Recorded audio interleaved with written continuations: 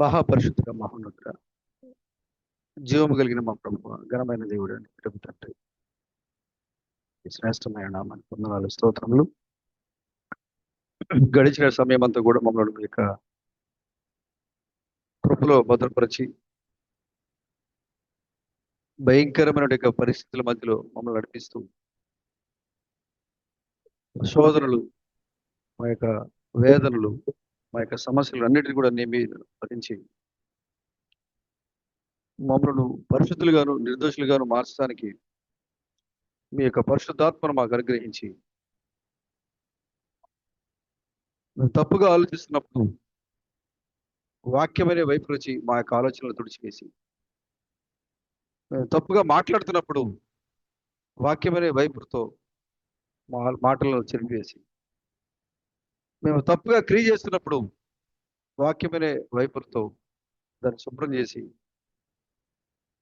మీ ఎదుట పరిశుద్ధులుగాను నిర్దోషులుగాను నిష్కళంకులుగాను మత్సైనను డాగైనను కళంకమైన లేని వారిగా మమ్మల్ని నిలబెట్టడానికి ప్రతి నిమిషము మా కోసం ప్రభు నిలబడి పోరాటం చేస్తున్నాం. మా ప్రభు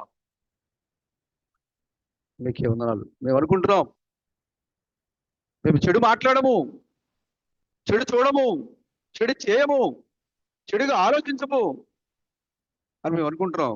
కానీ మేము చెడు చూడకుండా, చెడు మాట్లాడకుండా, చెడు చేయకుండా ఉండడానికి మాలో ఉండి మీరు ఎంతగానో తెలియజేస్తున్నారు. మా ప్రభు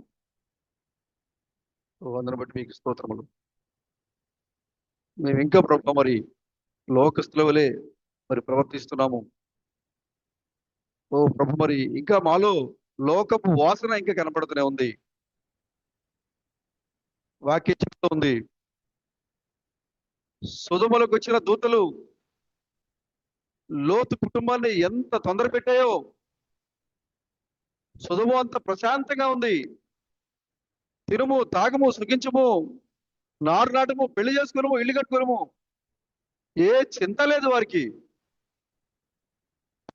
కానీ లోతు ఇంటికి వచ్చినట్టుగా వర్తమానికులు లోతు కుటుంబాన్ని వాళ్ళు ఒక చోట కూర్చొని లేదు, ఒక చోట నుంచొని లేదు.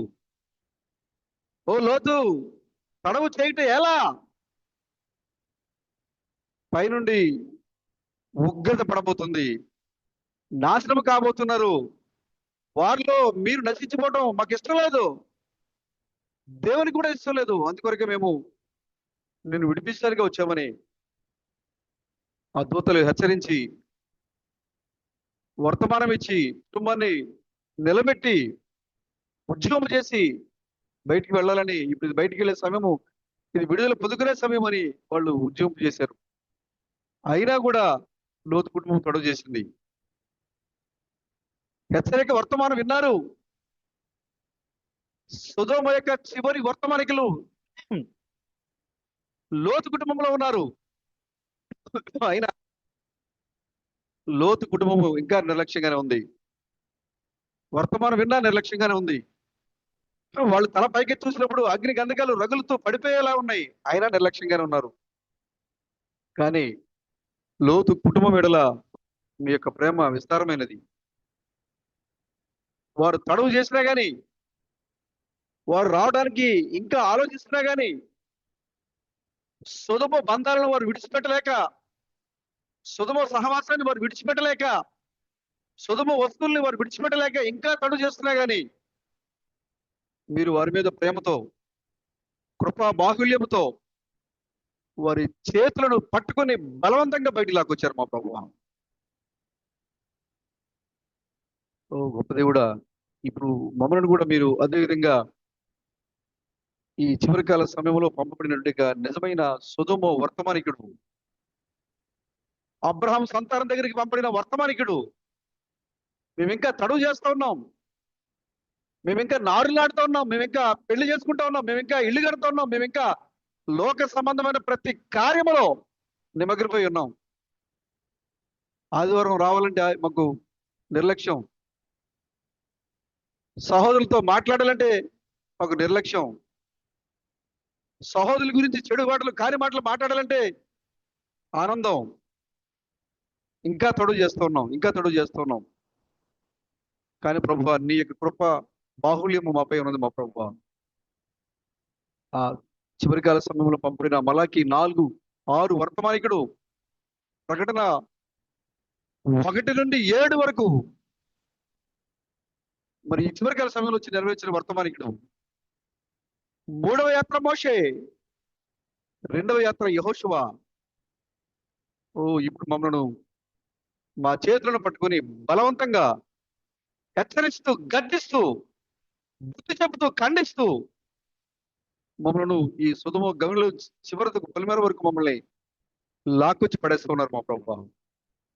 ఇంకా ఎవరైతే తడు చేస్తూ ఉన్నారో, ఇంకా ఎవరైతే ఈ యొక్క సుధమ వాసన విడిచిపెట్టలేకపోతున్నారో, ఇంకా ఎవరైతే కలిపి చెరిపి మాటలతో జీవిస్తున్నారో, ఇంకా ఎవరైతే సుధమ సహవాసం కోరుతున్నారో, వారిని ఇంకా ఖండిస్తూనే ఉంది వాక్యము, వారిని ఇంకా గద్దిస్తూనే ఉంది వాక్యం.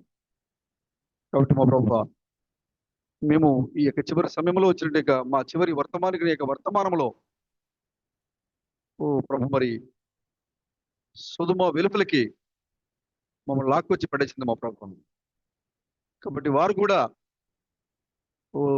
త్వరగా త్వరగా త్వరగా వేగరమే దేవుని తీర్పు తాకక మునిపే సుధమ గౌని యొద్దకు పరిగెట్టి రావడానికి సహాయం చేయండి. ఆ విధంగా ప్రతి ఒక్క హృదయాన్ని మీరు ప్రేరేపించండి. వాక్యం ఇంకా కేక పెడుతూనే ఉంది. సుధమ వర్తమానికి యొక్క వర్తమానము సుధమలో ఇంకా వినబడుతూనే ఉంది. లోతు లోతు లోతు అని కేక పెడుతూనే ఉన్నాడు. కాబట్టి మా ప్రభువా, ఇక్కడ ఉన్నటువంటి ప్రతి సహోదరి సహోదరు, లోతు అనగా అర్థము బిగువుగా పట్టుకోట. పడిపోతున్న సుధమలో లోతు బిగువుగా పట్టుకున్నాడు. తన ఇంటికి వచ్చిన వర్తమానాన్ని గట్టిగా పట్టుకున్నాడు. అలాగే ఇప్పుడు కూడా ప్రభు, మేము కూడా ఈ కాలంలో ప్రభు మా కొరకు పంపిన వర్తమానాన్ని బిగువుగా పట్టుకోవడానికి సహాయం దయచేయండి. విడిచిపెట్టకుండా పట్టుకోవడానికి సహాయం దయచేయండి. సంఘాన్ని బలపరచండి, పెంచండి. మమ్మల్ని ప్రభు మరి చేయి పట్టి సుధమ వెలుపలికి మమ్మల్ని లాక్కొచ్చిన మా దేవుడు మీకే వందనాలు చెల్లిస్తున్నాం.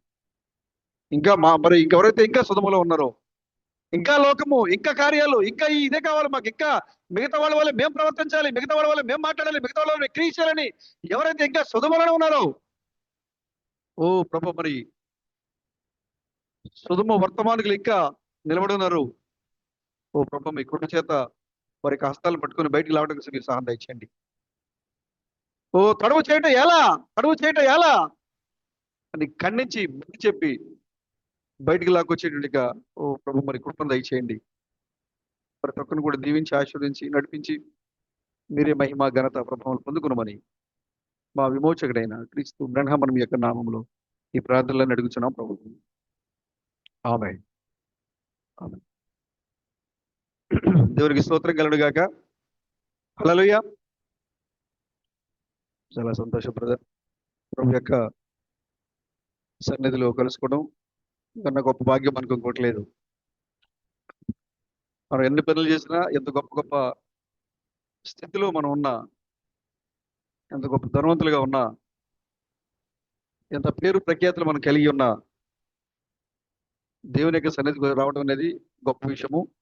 దేవుని సన్నిధిలో దేవుని మాట వినడం, ఆమేన్. దేవుని సన్నిధికి రావడం ఎంత గొప్ప విషయమో, దేవుని యొక్క మాటలు వినడం కూడా అంతే గొప్ప విషయం.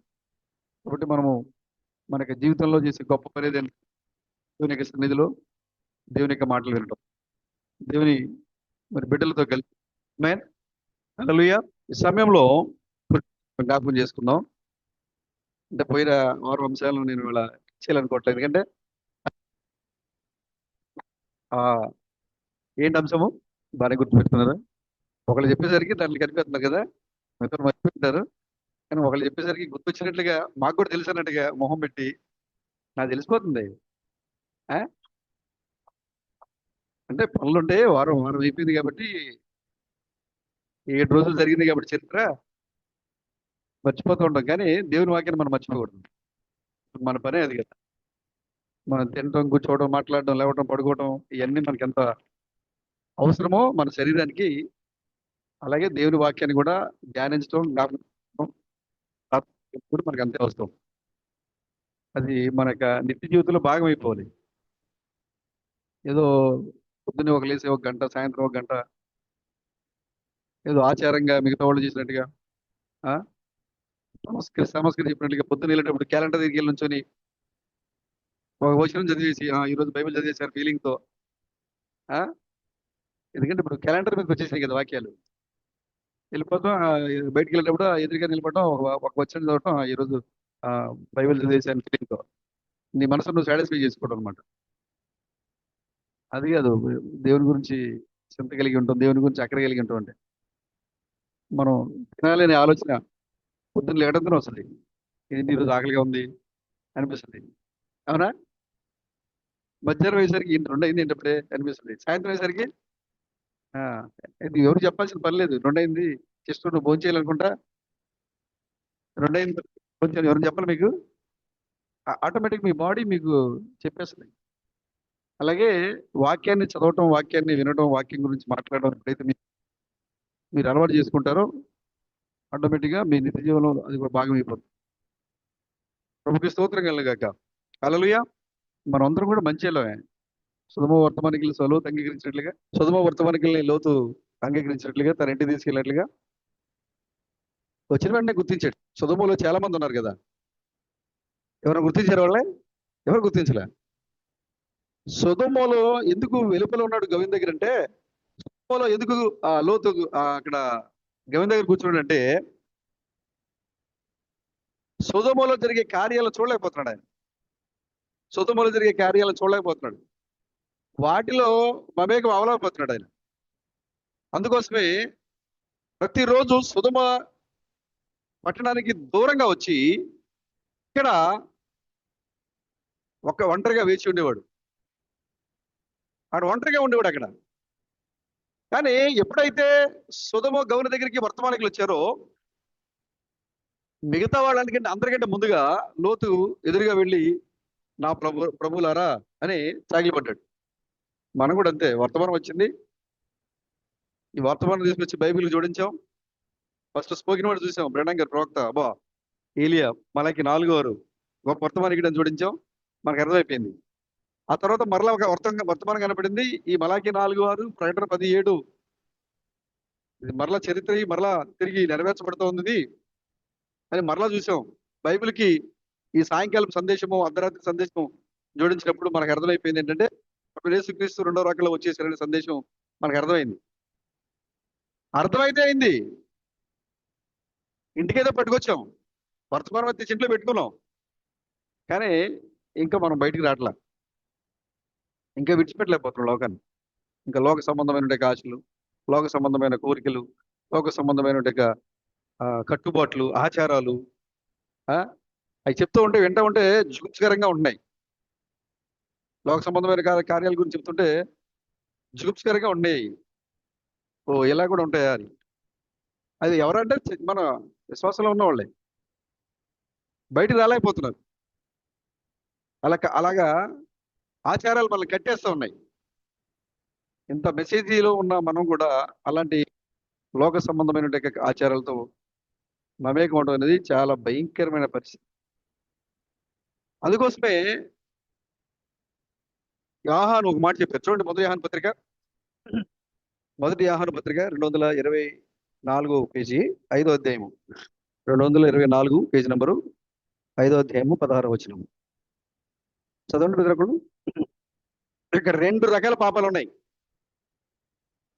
2 రకాల పాపాలు ఉన్నాయి ఇక్కడ.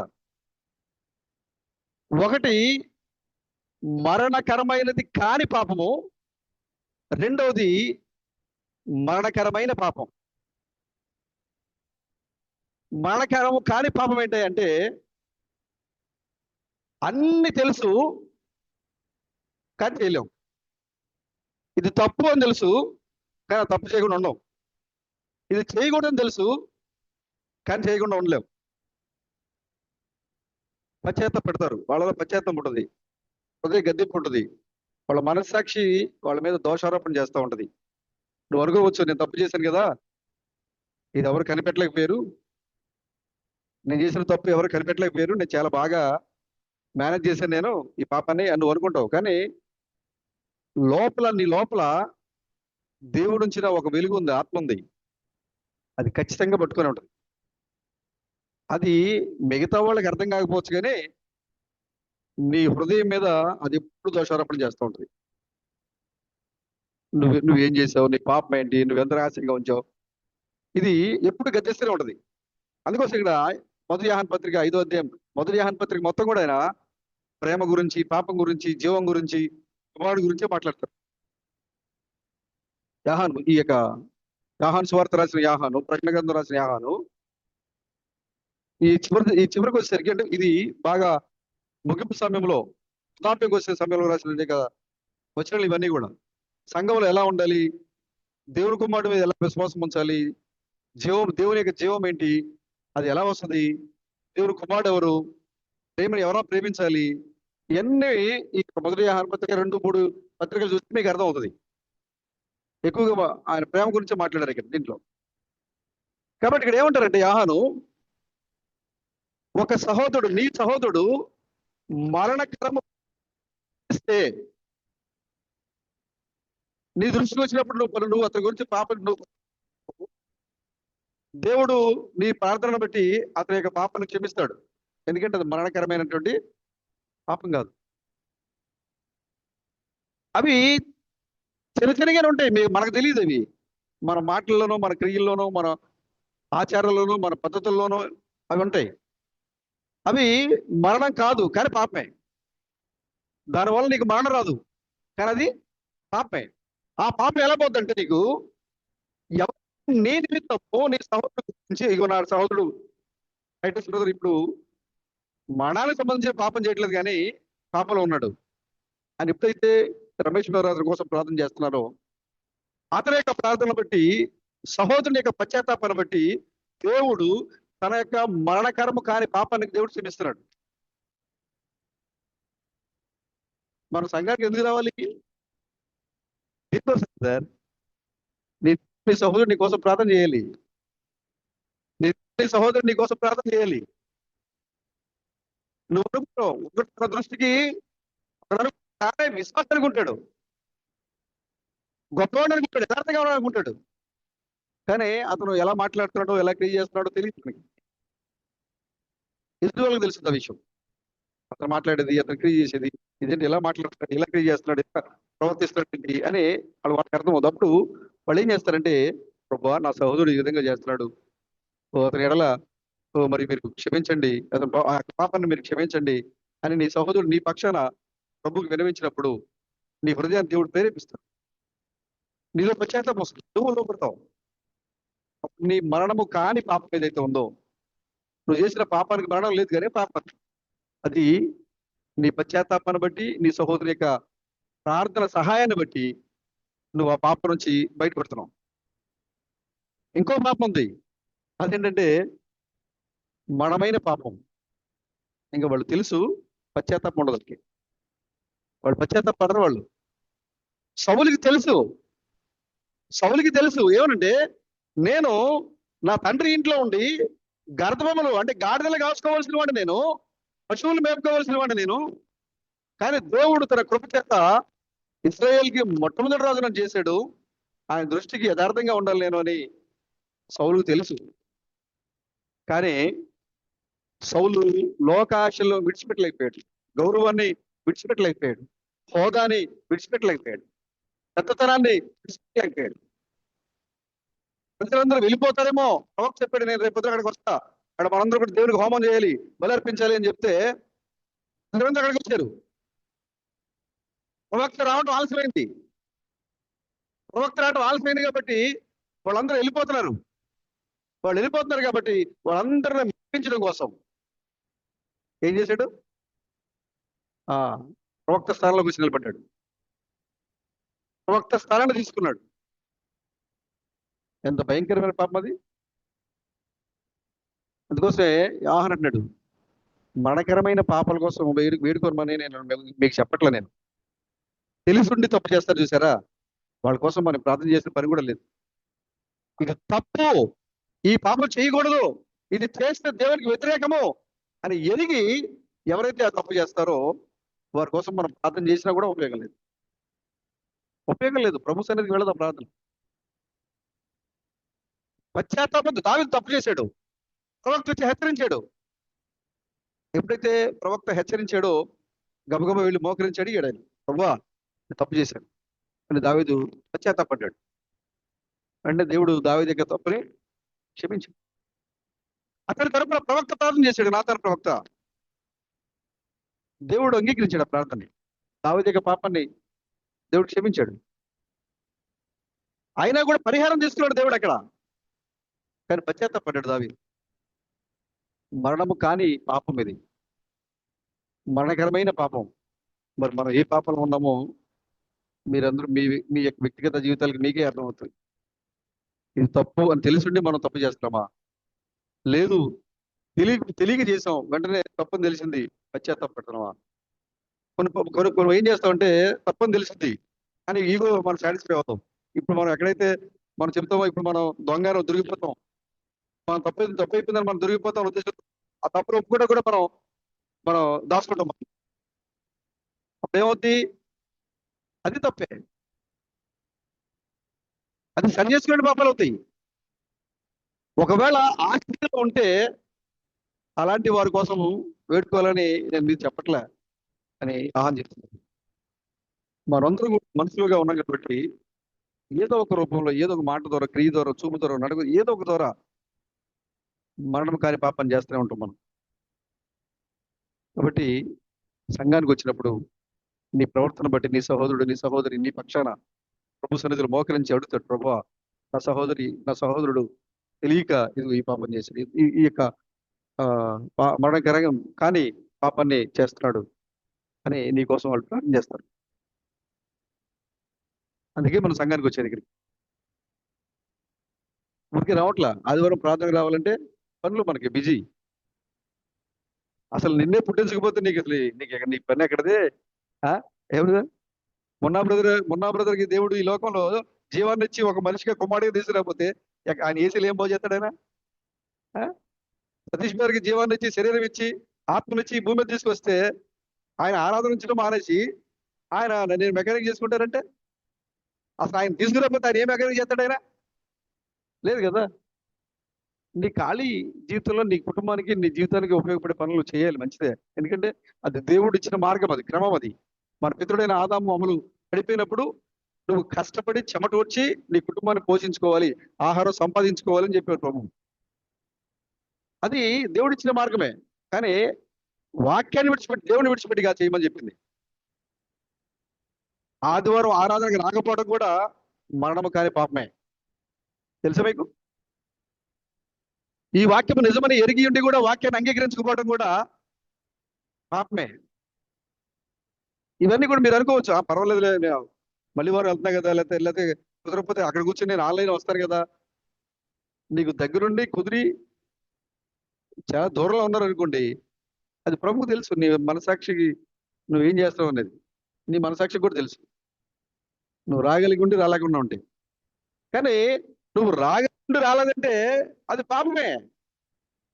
నువ్వు చేయగలిగి ఉండి చేయట్లేదంటే అది పాపమే. అది ఏదైనా ఇప్పుడు భక్తిగా మనం ఉంటున్నాము అనుకుంటే అది భ్రమే. ఇక్కడ యాహన్ చెప్తున్నారు, మీరు ఏ పాపంలో చిక్కబడి ఉన్నారో, ఏ పాపంలో మీరు చిక్కబడి ఉన్నారో, మరణం కాని పాపంలో మీరున్నారా, మరణకరమైన పాపంలో మీరున్నారా? మీరు ఏ పాపంలో మీరు చిక్కబడి ఉన్నారో దాన్ని బట్టి మీరు ప్రవర్తించండి. దేవుడు మీకు ఎలాంటి గొప్ప అధికారం ఇచ్చారంటే చూడండి, దావీదు ఏడ్చుకుంటూ వెళ్తాడు.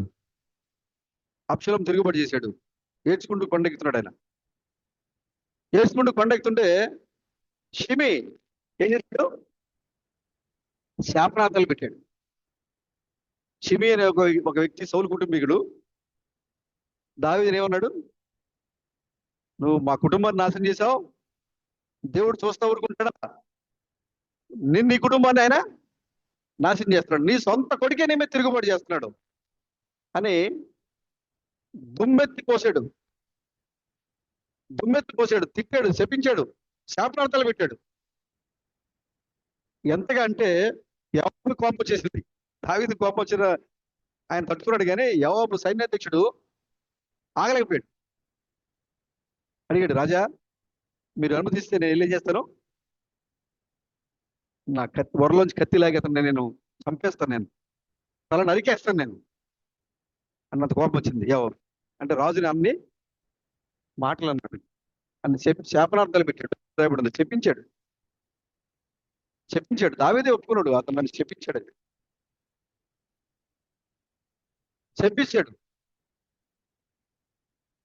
తీరా అబ్షాలోము చనిపోయాడు, రాజ్యం మరలా దావీదు చేతికి వచ్చింది. ఆయన మహారాయికి వెళ్ళేటప్పుడు జరిగింది సంభవం. దావీదు యెరూషలేము నుంచి తిరస్కరించబడి భయం అక్కడ ఆ అబ్షాలోము వస్తాడనే భయంతో వాళ్ళ సైన్యం అంతా కూడా వెళ్ళిపోతా ఉంటే వాళ్ళతో పాటుగా దావీదు కూడా వెళ్ళిపోయాడు. ఎక్కడికి వెళ్ళాడంటే మహారాయికి వెళ్ళాడు. చూడండి దావీదు చెప్తుంటాడు, చూడండి ఒకసారి రాజులు 1వ అధ్యాయము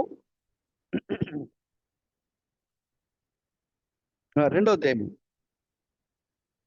పేజ్ నెంబరా 279. బైబిల్లో కూడా ఇంకా పేజ్ నెంబర్ అడుగుతున్నారు మీరు.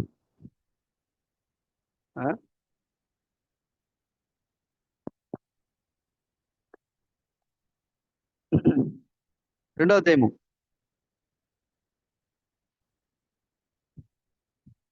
ఇంతసరి ఖాళీ కూర్చున్నప్పుడు ఒకసారి ఇండెక్స్ తీసారనుకోండి, ఏ అధ్యాయం తర్వాత ఏదో గుర్తొస్తుంది. అసలు కొంతమందికి అయితే మనం చెప్పింది పాత నిబంధనలో కొత్త నిబంధన కూడా తెలియట్లేదు. నేను గమనిస్తూ ఉన్నా, మీరు అనుకుంటారేమో కొంతమంది అపొస్తలుల కార్యాలంటే కొత్త నిబంధనలు పాత నిబంధనలు చదువుతున్నారు. అంటే ఏ అధ్యాయం ఇందులో ఉందో కూడా తెలియట్లేదు. అంటే ఆదివారం అయిపోయిన తర్వాత గూట్లో పెట్టేయడం, మరలా వచ్చినప్పుడు ఆదివారం దులిపి తీసుకురావడం. కొంతమంది బైబిల్ అయితే ఏడే ఉంటున్నాయి, లిప్సీలు ఆల్రెడీ బైబిల్ ఏడే ఉన్నాయి. చెర్రీ చెప్పా నేను, బైబిల్ కూడా తీసుకెళ్ళకపోతే మరి ప్రార్థన రావడం ఎందుకు, మనకు బైబిల్ వేయటం అంత బాధ. బైబిల్ చదవాలి, అది తెలియాలి మనకి, కనీసం కొత్త నిబంధనలో పాత నిబంధనలో చూసుకోవాలి. చూడండి రాజులు 1 రాజులు 2వ అధ్యాయము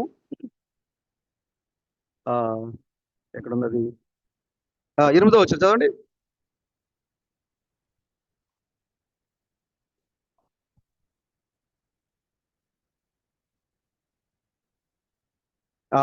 దావీదు స్వయంగా ఒప్పుకున్నాడు.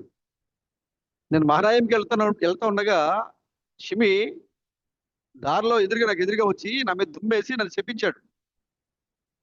నేను తిరిగి వచ్చాను, అప్పుడు భయంతో నాకు ఎదురుగా వచ్చాడు. మళ్ళీ ఈ షిమి ఏం చేశాడు, దావీదు వెళ్ళేటప్పుడు తిట్టాడు, నీకు ఎలాగే జరగాలి, నీ కుమారులు నీ కుటుంబమే, నువ్వు సౌలు కుటుంబాన్ని నాశనం చేశావు కాబట్టి నీ కుటుంబం కూడా నాశనం అయిపోతుంది అని చెప్పించినట్టు. ఇక షిమి ఎప్పుడైతే దావీదు మళ్ళీ తిరిగి వస్తున్నాడో, అబ్షాలోము చనిపోయాడు, శత్రువులు చనిపోయారని తెలిసి మహారాయిము నుంచి తిరిగి వస్తున్నాడు ఆయన.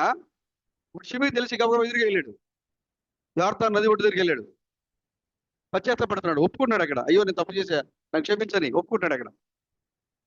దావీదు మాట ఇచ్చాడు అక్కడ, ఎందుకంటే దావీదు సంతోషంలో ఉన్నాడు అక్కడ. శత్రువులు హతమైపోయారు, రాజ్యం మరలా చేతికి వచ్చిందని సంతోషంలో ఆయన. ఆ సంతోషంలో దావీదు ఒక మాట ఇచ్చాడు, ఏమనంటే కత్తి చేత నిన్ను చంపలేనని చెప్పాడు ఆయన. నువ్వు నన్ను చెప్పించావు కానీ కత్తి చేత మాత్రం చదువు అక్కడ ఉంటుంది అనుకుంటా, చదువు.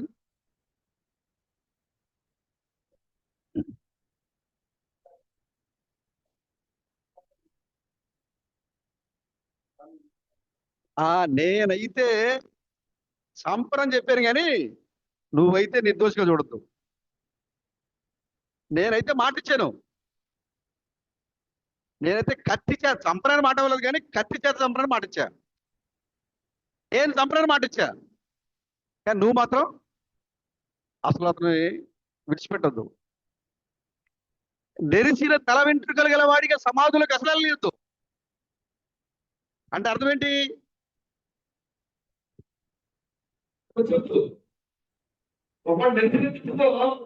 ముసుగువాడిగా ఉంటే అది నాకు అవమానమే. నెరిసిన తల వెంట్రుకలు గల వాడి సమాధులకు వెళ్ళేదాకా అక్కడ అనుకున్నాం. ఇందులో ఏంటో తప్పండి.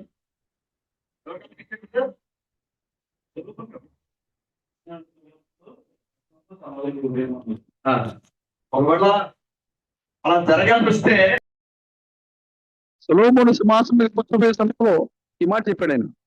అభిషేకం పొందిన తర్వాత సొలొమోను యొక్క అభిషేకం పట్టాభిషేకం జరిగిపోయింది, సింహాసనం కూర్చోబోతాడు. అప్పటికి సింహాసనం మీద కూర్చునే సమయానికి, అంటే అధికారం తీసుకుపోయే సమయానికి ఇంటికి మాట చెప్తున్నాడు,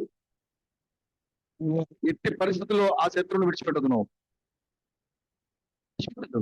అవునండి, మన శత్రువుని మనం మర్చిపోతాం కానీ దేవుడు మర్చిపోడు. అందుకే థామస్ గారు కృష్ణుడు చెప్పిన మాత్రమే మరలా థామస్ గారు చెప్పారు. ఇది దేవుడు మానవుడు క్షమించిన సమయం ఇది, దేవుడు క్షమించిన సమయం ఇది. ఒకవేళ నేను సతీష్ గారు తప్పు చేశాను అనుకోండి, అది మరణకరమైన పాపం కావచ్చు, మరణకరమైన పాపం కావచ్చు. ఒకవేళ ఆయన క్షమించవచ్చు, నా సోదరే కదా, ఓకే ఓకే ఓకే ఆయన క్షమించాడు. కానీ నేను ఆయన ఎడలో నేను చేసిన పాపాన్ని బట్టి, తప్పును బట్టి ఆయన క్షమించినా కూడా ప్రభుత్వం క్షమించడు. ఆ సమయం ఇది. ఆ సమయంలో మనం ఉన్నాం ఇప్పుడు. ఇక్కడ ఏదైతే క్షమించాడు కానీ లోపల సొలొమోను తీసుకెళ్ళి చెప్తున్నాడు, అతని నిర్దోషిగా నువ్వు పెంచొద్దు. అంటే ఎంత కోపం దొరలేదు. నేను నిన్ను నంబరు అన్నాడు. సొలొమోను తీసుకొచ్చి కూర్చోబెట్టి సింహాసనంలో ఎక్కేటప్పుడు నువ్వు అతను నిర్దోషిగా పెంచొద్దు. మెరిసిన తల వింటుకు నిలబడి లోపలికి వెళ్ళదు. ఒకవేళ వెళ్ళాల్సి వస్తే రక్తంతోనే వెళ్ళాలి. అంటే అంత చెప్పించాడు. ఎక్కడికి వెళ్ళేటప్పుడు తెలుసా? మహానయానికి వెళ్ళేటప్పుడు. ఇది దేవదూతలు ఉండే ప్రాంతం అది. 2 సేనలు కలిసే ప్రాంతం అది. మహానయం అంటే 2 సేనలు కలుసుకునే ప్రాంతం అది. ప్రాంతానికి వెళ్ళేటప్పుడు, ఆ ప్రాంతానికి వెళ్ళినప్పుడే సౌలు తరుగుతున్నప్పుడు, మహానయం మీద ప్రాంతానికి వెళ్ళినప్పుడే దావీదు దేవుని పొందితే వెనక్కి వచ్చాడు. అప్పుడు సౌలు యొక్క శత్రువులు అక్కడ చనిపోయారు. అక్కడ దావీదు యొక్క శత్రువులు అక్కడ ఏమైపోయాడు, తనకి తానుగానే కొట్టుకుని చనిపోయాడు. అప్పుడే దావీదు ఎక్కడ ఉన్నాడంటే ఆ మహానయం ప్రాంతంలో ఉన్నాడు. తిరుగుబాటు చేసినప్పుడు కూడా ఎక్కడికైనా ఇక్కడే ఉన్నాడు. సార్, మహానయంలోనే ఉండాలి మనం. ఇది దూతల స్థలం, ఇది దూతలు సంచరించే స్థలం ఇది. ఆమేన్. యాకోబు కూడా మామ ఇంటి నుంచి తిరిగి వచ్చేటప్పుడు ఎవరు గెలుస్తున్నాడు? దూతలు గెలుస్తున్నాడు. మహానయమైన ప్రాంతంలో 2 సేనలు కలిసే ప్రాంతం అది. అని గెలుస్తున్నాడు ఆయన. ఎప్పుడైతే మహానయం వచ్చాడో ఆయన దేవుని ఆ యొక్క బలమైన యెహోవాతోని ఆయన ముఖాముఖిగా చూసి ఆయనకి పెళ్ళాడు. ఆయన పేరు మారిపోయింది, జీవితం మారిపోయింది. మోసగాడు గారు కాస్త రాజకుమారుడు అయిపోయాడు. యాకోబు కాస్త ఇశ్రాయేలు అయిపోయాడు. కుంటుకుంటూ వెళ్తున్నాడు ఆయన. అప్పటివరకు బాగా నడిచేవాడు. అప్పుడేమో కుంటుకుంటూ నడుస్తున్నాడు ఆయన. ఇప్పుడు పేరు రాజకుమారుడు. తీసుకోవడానికి తీస్తున్నారు. కుంటి రాజకుమారుడు నడుచుకుంటూ వెళ్తాడు. వాళ్ళు తొడగుట్టు మీద కొట్టినప్పుడు నరం తగ్గిపోయింది. ఆయన కుంటుకుంటూ నడుచుకుంటూ వెళ్తాడు. ఆయన కుంటి రాజకుమారుడు. పేరు మారిపోయింది. మహానయం అనే ప్రాంతానికి వచ్చేసరికి యాకోబు యొక్క జీవితం మారిపోయింది. మహానమైన ప్రాంతంలో దావీదు యొక్క మొదటి శత్రువు సౌలు చనిపోయాడు. మహానయం అనే ప్రాంతంలో దావీదు యొక్క శత్రువు అంశం చనిపోయాడు. అంటే 2 సేనలు కలిసే ప్రాంతంలో మనం ఉన్నాం ఇప్పుడు. ఎక్కువ దూతలు కలిసే స్థలము మనం కూడా. అందుకని మన జీవితం మారింది, మన పేరు మారింది. అవునా కదా? మన జీవితం మారింది, మన పేరు మారిపోయిందా లేదా? ఇప్పటిదాకా మనం ఈ లోక సంబంధమైన సతీష్ గారు, రమేష్ గారు, సిస్టరు మనం ఇలా ఉన్నాం మనం.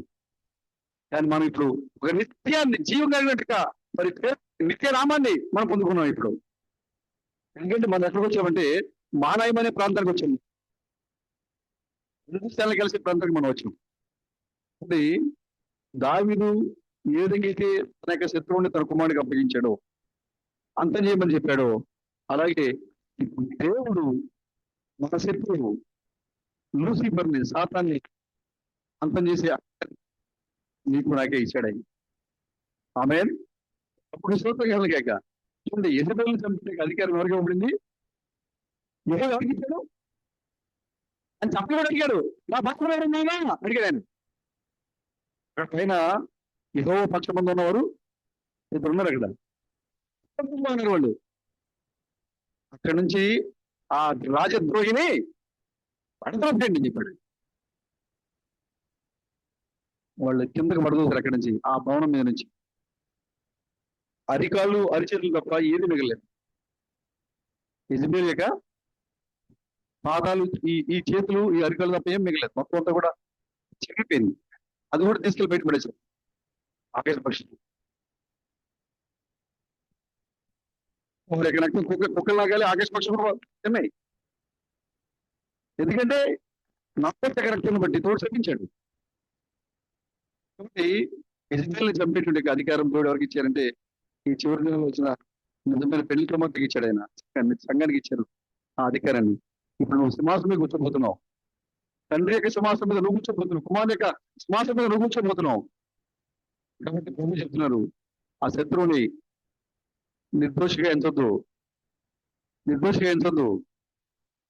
ఎందుకంటే నన్ను శపించాడు.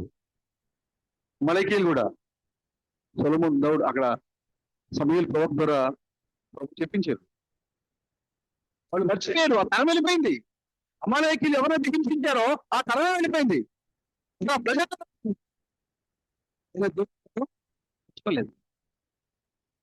నీ పితరులు, నా ప్రజలు ఐగుప్తు నుంచి వచ్చినప్పుడు, యాత్రలో ఉన్నప్పుడు, ప్రయాణంలో ఉన్నప్పుడు ఈ అమాలేకీలు తమకి ఇష్టం వచ్చినట్లుగా వారి ఎడల ప్రవర్తించారు.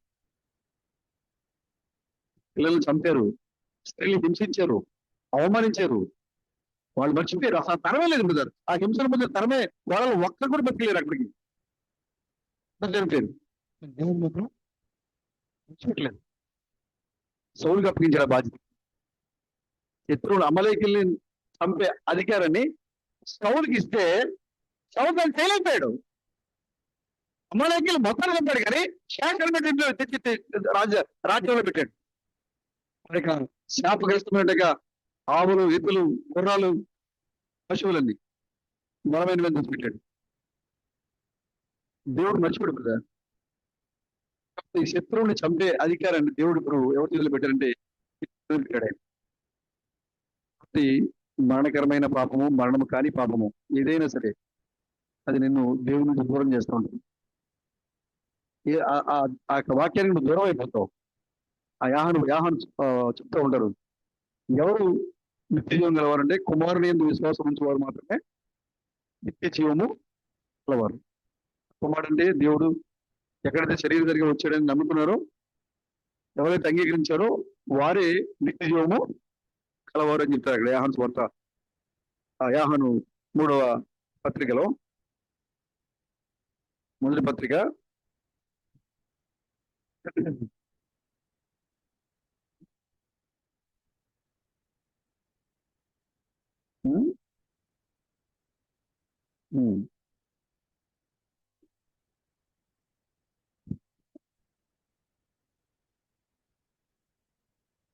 5వ అధ్యాయము యాహాను మొదటి పత్రిక. యేసే క్రీస్తై ఉన్నాడని నమ్ము ప్రతి వాడును దేవుని మూలముగా పుట్టి ఉన్నాడు. పుట్టించిన వారిని ప్రేమించు ప్రతి వాడును ఆయన మూలముగా పుట్టిన వారిని ప్రేమించును. మేము దేవుని ప్రేమించు ఆయన ఆజ్ఞను నెరవేర్చు వారమైతుమా దేవుని పిల్లలను ప్రేమించున్నామని దాని వలనే ఎరుగుదుము. ఆమేన్. మన సోదరుని ప్రేమిస్తున్నాము అంటే ఏంటి అర్థం? సతీష్ గారు నేను ప్రేమిస్తాను, అవునా? ఆయన నన్ను ప్రేమిస్తారు. సతీష్ బ్రదర్ నేను ప్రేమించిన దానికంటే ఎక్కువగా ప్రేమించేవాళ్ళు లేరా? లేదా బ్రదర్? ఉన్నారు సతీష్ గారు లేరా? బంధువులు లేరా? నేను ప్రేమించిన దానికన్నా ఎక్కువగా ప్రేమిస్తారు మన బంధువుల్లో, అవునా? మన అన్నదమ్ముల్లో, అక్కచెల్లెళ్ళు, బంధుమిత్రుల్లో మనం ఆ ప్రేమను మనం చూడలేము. అంతే మనల్ని గౌరవిస్తుంటే మనం ప్రేమిస్తారు వాళ్ళు.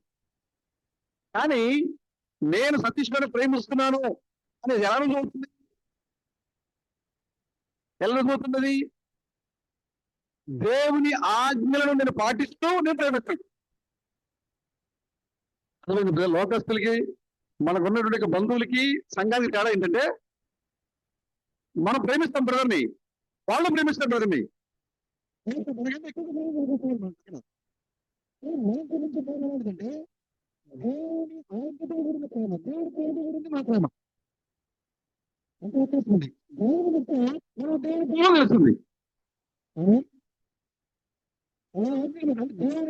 నెరవేర్చుకుని బట్టి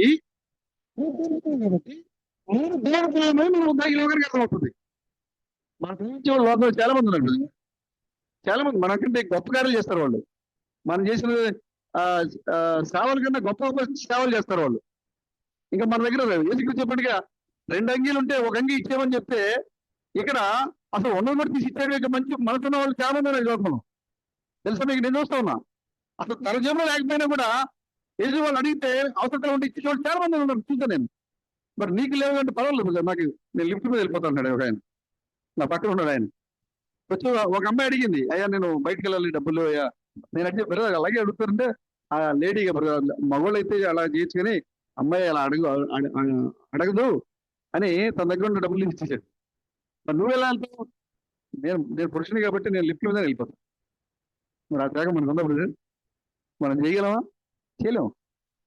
నా దగ్గరే 100 రూపాయలు నేను ఎలా వెళ్ళాలి, నేను వాళ్ళ దగ్గర లిఫ్ట్ అడిగి నేను ఎందుకు వెళ్ళాలి అని ఆలోచిస్తున్నాను. కానీ మనకంటే త్యాగం చేశాడు ఆయన. కానీ అసలు దేవుని పిల్లలుగా గుర్తించబట్ల, దేవుని పిల్లలుగా వాళ్ళు ఈ లోకాన్ని గుర్తించట్లే. కానీ మనల్ని దేవుని పిల్లలు ఈ లోకం గుర్తిస్తుంది. దేనికంటే దేవుని యొక్క ఆజ్ఞను నెరవేరుస్తూ ప్రేమిస్తున్నాం మనం. వాక్యాన్ని వెంబడిస్తూ మనం ప్రేమ చూపుతున్నాం మనం. దానిని బట్టి మనం ఈ యొక్క లోకానికి దేవుని పిల్లలమని తెలుస్తుంది. ఆమేన్. ప్రభుకి స్తోత్రం కలిగాక. అడుగుతుంటారు కదా మమ్మల్ని చాలా మంది పిల్లలు, వాళ్ళు చాలా మంచి వాళ్ళు చాలా జాగ్రత్తగా జీవిస్తారు, వాళ్ళు పనులు సంస్కరించరు, వాళ్ళు దేవుని గురించి వాళ్ళు చాలా యథార్థంగా ఉంటారు, దొంగతనం చేయరు, అబద్ధమాటలు వ్యభిచరించరు, పాపం ఏది కూడా వాళ్ళు చేయరు. మరి వాళ్ళు పరలోకానికి రారంటే వాళ్ళు రారు. దేవుని ఆజ్ఞను అంటే దేవుడు తమకు ఏ వాక్యాన్ని ఇచ్చాడో ఆ వాక్యాన్ని వాళ్ళు పాటించలేదు కాబట్టి వాళ్ళు రారు. వాళ్ళు ఎంత మంచి వాళ్ళు కావచ్చు, ఎలాంటి వాళ్ళు కావచ్చు. దేవుని ఆజ్ఞను పాటించిన వారు దేవుని పిల్లలు కారు. దీన్ని బట్టి మనం ఈ లోకానికి దేవుని పిల్లలను మనం రూఢీపరచబడతా ఉన్నాం, తెలుస్తూ ఉన్నాం, అర్థం అవుతుంది లోకానికి. ఓ వీళ్ళు దేవుని పిల్లలు, వీళ్ళు ఎంతగా ప్రేమిస్తున్నారంటే వీళ్ళెవరు దేవుని పిల్లలు, దేవుని ఆజ్ఞను పాటించేవాళ్ళు అని లోకం నేను గుర్తుంటా ఉంది. ఆమేన్. స్తోత్రం కలిగాక. 3వ వచనం చూడండి. మనం ఆయన ఆజ్ఞలు గైకొనుటే దేవుని ప్రేమించుట. ఆయన ఆజ్ఞలు భారమైనవి కావు. దేవుని మూలముగా పుట్టిన వారందరూ లోకమును జయించుతారు. లోకమును జయించిన విజయము మన విశ్వాసమే. ఆమేన్. యేసు దేవుని కుమారుడిని నమ్మువాడు తప్ప లోకమును జయించేవాడు మరి ఎవడు? ఆమేన్. లోకాన్ని జయించింది మన విశ్వాసం. మన విశ్వాసం ఎక్కడిది? మన కాదు. ఈ విజయం ఎక్కడిది? మన కాదు. ఈ విజయం ఎవరిది అంటే యేసు. ఎందుకు యేసు మనకి ఇచ్చాడంటే మనం యేసు దేవుడిని అవుతాం కాబట్టి. ఆ విజయం అయింది, ఆ విజయాన్ని మనకి ఇచ్చాడు ఆయన. ఎలా ఇచ్చాడంటే విశ్వాసం ద్వారా మనకి ఇచ్చాడు ఆయన. ఆ విశ్వాసం ద్వారా మనం దాన్ని పొందుకున్న ఆ విజయాన్ని. ఇది ఎవరు ఇచ్చిందంటే యేసు ఇచ్చింది. ఇది మనం యేసు దేవుడిని నమ్ముతున్నాం కాబట్టి మనకి ఆ విజయం మనకు వచ్చింది. యేసు నమ్మువాడు తప్ప లోకమును జయించేవాడు మరి ఎవడు? నీళ్ల ద్వారాను రక్తము ద్వారాను వచ్చిన వాడు ఈయనే, అనగా యేసుక్రీస్తే. ఈయన నీళ్లతో మాత్రమే కాక నీళ్లతోనూ అంటే నీళ్లలోను రక్తములోను వచ్చును. ఆత్మ సత్యము కనుక సాక్ష్యం ఇచ్చేవాడు ఆత్మయే.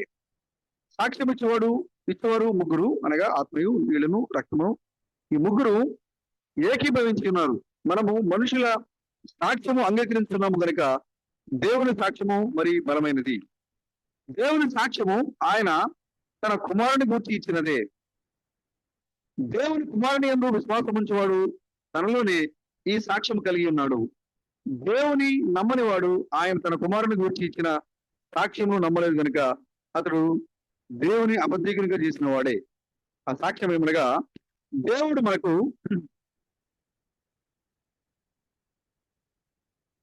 నిత్య జీవమును దయచేసెను. ఈ జీవము ఆయన కుమారుని ఎందున్నది. దేవుని కుమారుని అంగీకరించేవాడు జీవము గలవాడు, దేవుని కుమారుని అంగీకరింపని వాడు జీవము లేనివాడే. ఆమేన్. దేవుని కుమారుని నామమందు విశ్వాసం ఉంచి మీరు నిత్య జీవము గలవారిని తెలుసుకున్నట్లు నేను ఈ సంగతులను మీకు రాయిస్తున్నాను. ఆయనను బట్టి మనకు కలిగిన ధైర్యం ఏదనగా ఆయన చిత్తానుసారముగా మనమేది అడిగినను ఆయన మన మనవి ఆలకించునదే. మనమేమి అడిగినను ఆయన మన మనవి ఆలకించునని మన మనవి ఆలకించునని మన మెరిగిన ఎడల మనం ఆయనను వేడుకొనినవి మనకు కలిగినవని ఎరుగుదుము. ఆమేన్. మనం అడిగితే చాలు ఆయన మనకు అనుగ్రహిస్తాడు. ఇప్పుడు ఆయన మన పూర్తిగా అంగీకరించినప్పుడు, ఆయన ఎవరో మనకు తెలిసినప్పుడు, ఆయన గురించి మనం సాక్ష్యం ఇచ్చినప్పుడు, ఆ సాక్ష్యం ఇచ్చేది ఎవరంటే మనుషులు కాదు, దేవుడే సాక్ష్యం ఇస్తున్నాడు ఆయన తరపున. ఈయన దేవుని కుమారుడు అనే సాక్ష్యాన్ని ఎవరిచ్చారు? ఎవరు ఇచ్చారు బ్రదర్? ఆ రూపాంతర కొండ మీద ఎవరు సాక్ష్యం ఇచ్చారు? ఈ నా ప్రియకుమారుడని ఎవరు సాక్ష్యం ఇచ్చారు? ఆయన ఇచ్చాడు. ఆయన ఆ సంతతి పర్వతం మీద ఎవరు సాక్ష్యం ఇచ్చారు? ఆయన ఇచ్చాడు. ఇప్పుడు ఈ దేవుని పర్వతం మీద ఎవరు సాక్ష్యం ఇస్తున్నారు? ఆయనే. మీరు నా కుమారులు కుమార్తె అని ఆయనే సాక్ష్యం ఇచ్చాడు. ఈ సాక్ష్యము బలమైంది. ఈ సాక్ష్యము బలమైన సాక్ష్యం ఇది. ఈ మనుషుల ద్వారా వచ్చిన సాక్ష్యం కాదు ఇది. దేవుడే నీతిపై ఇచ్చిన సాక్ష్యం ఇది. మనుషుల సాక్ష్యమే బలమైంది అయితే దేవుడు ఇచ్చిన సాక్ష్యము మరింత బలమైంది కదా. స్తోత్రం కలిగాక. కాబట్టి నిత్యం పొందుకోవాలి అంటే దేవుడు చివరి సమయంలో ఏం చేశాడు, ఏం చేయలేదు, ఎలాగా ఉండాలి, ఎలా జీవించాలి, చాలా చక్కగా పత్రికలు రాసి పెట్టారు. ఎవరి యందు విశ్వాసం ఉంచాలి, ఎలా మరణం చేయించాలి, ఎలా మరణాన్ని నేను నీతిగా ఉంటా, యథార్థంగా ఉంటా, కానీ నా సహోదరుని క్షమించలేను, నన్ను బాగా దూషించారు, బాగా అవమానించాడు ఆయన, ఎంత మాత్రం కూడా నేను క్షమించను అని నువ్వు మనసులో నువ్వు ఎన్నటికీ మరణాన్ని నువ్వు జయించలేవు. నువ్వు ఎన్నటికీ మరణం జయించలేవు. నువ్వు మరణాన్ని జయించాలంటే నిన్ను వల్ల నీ సహోదరుని ప్రేమించాలి. నువ్వు మరణాన్ని జీవనం ఎలా దాటావంటే నీ సహోదరుని ప్రేమించుతావనే. నీ సహోదరుని ప్రేమిస్తున్నావు కాబట్టి నువ్వేం చేస్తావు? మరణంలోంచి జీవనం పొందుకున్నావు. మరణించాల్సిన ఎత్తబట్లోకి వెళ్ళావు. నీ పక్కన ఉన్న సహోదరుని నువ్వు ప్రేమించలేకపోతే, నీ సహోదరుని ప్రేమించలేకపోతే నువ్వే మరణాన్ని జయించగలుగుతావు. నువ్వే సహోదరులరా, మరి సాతాన్ని నాశనం చేసేటువంటి అధికారాన్ని దేవుడు నీకే ఇచ్చాడు. బంధించే అధికారాన్ని దేవుడు నీకే ఇచ్చాడు. కాబట్టి మీ యొక్క జీవితంలో మరణమైన పాపములు జాగ్రత్తగా ఎరిగి ఉండండి. మరణము కాని పాపములు ఎరిగి ఉండండి. ఒకవేళ మరణము కాని పాపం ఏదైనా మీకు తెలుసుండి ఏదైనా సరే మీకు దృష్టిలో వచ్చినప్పుడు మీరు వెంటనే పశ్చాత్తాపడండి, ప్రభువుని అడగండి. అవసరమైతే సోదరులతో పంచుకోండి. ఓ సోదరుడా, పాపం చేశాను, ఈ తప్పు చేశాను, ఈ మోసం చేశాను, కాబట్టి దీన్ని బట్టి ప్రభు ఎదుట నా గురించి ప్రభు ఎదుట మీరు ప్రార్థించండి అని మీరు అడగండి. మీ సహోదరి యొక్క ప్రార్థన నీకు పశ్చాత్తాపాన్ని, క్షమాపణని నీకు అంగీకరిస్తాడు. ఇస్తాడని మరణము కానీ పాపం అయితే నీ సహోదరి యొక్క ప్రార్థన బట్టి నువ్వు పశ్చాత్తాపడతావు, క్షమాపణ పొందుకుంటావు. మీరు ఆ విధంగా ఎరిగి మరణకరమైన పాపం ఏదో, మరణం కాని పాపం ఏదో మీకు చూడండి. పరిపూర్ణమైన అధికారాన్ని దేవుడి మీకు ఇచ్చినట్టు సమయంలో మనం ఉన్నాం. ఇక్కడ ఎందుకు తెలియమంటే, మనం ఎందుకు తెలియమంటే దేవుని ఆజ్ఞలను బట్టి మనము ప్రేమిస్తున్నాం కాబట్టి. ఆమేన్. ఇప్పుడు ప్రేమ సహోదరులరా, ఇది ముగింపు సమయము, ఇది నిజంగానే ముగింపు సమయము. సంఘానికి, సంఘానికి మరణం లేకుండా ఎత్తబడే సంఘానికి ఇది ముగింపు సమయం. మిగతా లోక సంబంధమైన విషయాల కోసం హృదయాలు కఠినపరుచుకొని వాక్యానికి దూరంగా వెళ్ళిపోయి సహోదరుల ద్వేషం పెంచుకొని దేవునికి దూరం అయిపోయి సంఘానికి రాకుండా వచ్చినా కూడా ద్వేషం పెట్టుకొని, చేతుభావం పెట్టుకొని మందులో రావడం, ఇది ఎంత మాత్రం కూడా నీ ఆత్మీయ జీవితానికి మంచిది కాదు. మంచి సమయం కాదు ఇది. కాబట్టి మీ యొక్క మరణము కాని పాపాలు ప్రభు సన్నిధిలో పెట్టండి. ఒకవేళ నువ్వు ఏదైనా చేస్తుంటే కనుక, అది నీకు అర్థం కాకపోతే కనుక నీ సహోదరులు చెప్తా ఉంటే,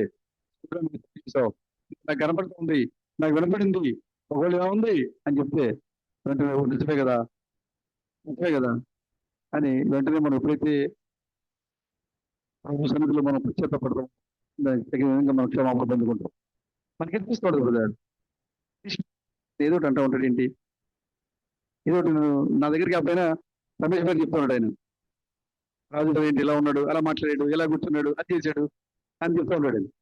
అప్పుడు నాకు అనిపిస్తుంది, ఏంటి సతీష్ గారు ఇప్పుడు నా గురించి మాట్లాడుతున్నాడు, ఆయన నా గురించి చెప్తా ఉంటాడు, నా గురించే తిడతా ఉంటాడు, నా గురించే అని నాకు అనిపిస్తుంది. అవును, అలా చేయకపోతే నేను ఎలా జయించగలుగుతాను? ఆయన నా గురించి మాట్లాడకపోతే నేను ఎలా నేను జయిస్తాను అని నాకు తెలుసు. కానీ నా సహోదరుడు నా గురించి ఎలా చెప్తున్నాడు అని తెలిసి కూడా నేను అసలు ప్రేమించినప్పుడు నేను శత్రుడు ఏం చేశాను? నేను జయించాను. నేను నా సహోదరుడు తప్పు చేశాడు అని తెలిసి కూడా నేను ఆ విషయాన్ని వదిలిపెట్టి నేను ప్రేమిస్తానంటే సాధారణంగా ఏం జరుగుతుంది? అక్కడ అవమానం కలుగుతుంది. అక్కడ నేను జయిస్తాను, నేను విశ్వాసం, నేను చాలా బలమైన విశ్వాసం నేను అని చెప్పుకుంటే ఎలాగా? రూపం చెయ్యాలి ఖచ్చితంగా. నీకు అలాంటివి ఇవ్వనిస్తాడు దేవుడు. నీకు అప్పటిదాకా నీకు ఉండవు, కానీ అలాంటి నీకు దేవుడు అనుమతిస్తాడు. అప్పటిదాకా బ్రదర్ బాగానే ఉంటారు, సిస్టర్ బాగానే ఉంటారు, కానీ మన మీద ద్వేషం వచ్చేది, మన మీద కాని మాటలు తీసుకొస్తారు, మన మీద ఏదో తీసుకొస్తారు. అప్పుడు లోకస్తుల వల్ల మనం ప్రవర్తించొద్దు, లోకస్తులు మనం క్రియ చేయొద్దు. లోకానికి మనకి చాలా తేడా ఉంది. మనం ప్రేమను వ్యక్తపరచాలి. ఓ ఇలా చేయటం వల్ల ఓహో అంటే నన్ను ఈ విధంగా అన్నా కూడా నేను ప్రేమించాలి, ఈ విధంగా అన్నా కూడా నేను చేయించాలి అని ఎప్పుడైతే నువ్వు చేయిస్తావో ఇంక నువ్వు థ్యాంక్స్ చెప్పాలి. తెలుసా ఒక రకంగా చెప్పాలంటే దేవుడు చెప్పారు కదా కొన్ని నేను ఎవరన్నా అన్నాను నీకు వందనాలు బ్రదర్ అని మీరు షేక్ హ్యాండ్ ఇచ్చేవారండి. ఎందుకని నాలో ఎంత భక్తి ఉందో, ఎంత సహనం ఉందో, ఎంత ఓర్పు ఉందో, ఎంత క్షమాగుణం ఉందో ఈ లోకానికి చూపించే ఒక అవకాశాన్ని మీరు నాకు ఇస్తారు. చాలా థ్యాంక్స్ బ్రదర్. మీరు నన్ను తిట్టి, నన్ను అవమానించి, నన్ను మీరు ఈ లోకంలో నన్ను కానివాడిగా చేసి, మీరు నన్ను చేసి నేను ఎంత విశ్వాసనో, ఎంత ఓర్పు కలిగివాడినో, ఎంత క్షమించేవాడినో, ఎంత ప్రేమ కలిగిన వాడినో, నా సహోదరిని ఎంత ప్రేమిస్తానో అవకాశాన్ని మీ ద్వారా ప్రభు నాకు ఇచ్చారని మన శేఖర్ వెళ్ళి నువ్వు నన్ను ఇట్లా నా దగ్గర రావద్దు అసలు, నాతో మాట్లాడదు అసలు. శాతానికి వాడు ఇంకా వాడు సంతోషపడుతున్నాడు. వీళ్ళు దేవుని బిడ్డలు అనుకున్నాను నేను, కానీ వీళ్ళు దేవుని బిడ్డలు కాదు, నా బిడ్డలే వీళ్ళు నా బిడ్డలే. లోకస్తులాగా వీళ్ళు ప్రవర్తిస్తున్నారు. అసలు మేము మళ్ళా ఇంటికి వెళ్ళలేను, అసలు సీని పేరు మోగుకుంటుండే. ఇక వాడికి సంతోషం మామూలు సంతోషం కదా. దగ్గర నేను ఉన్న పరిస్థితి దుఃఖపడుతుంది.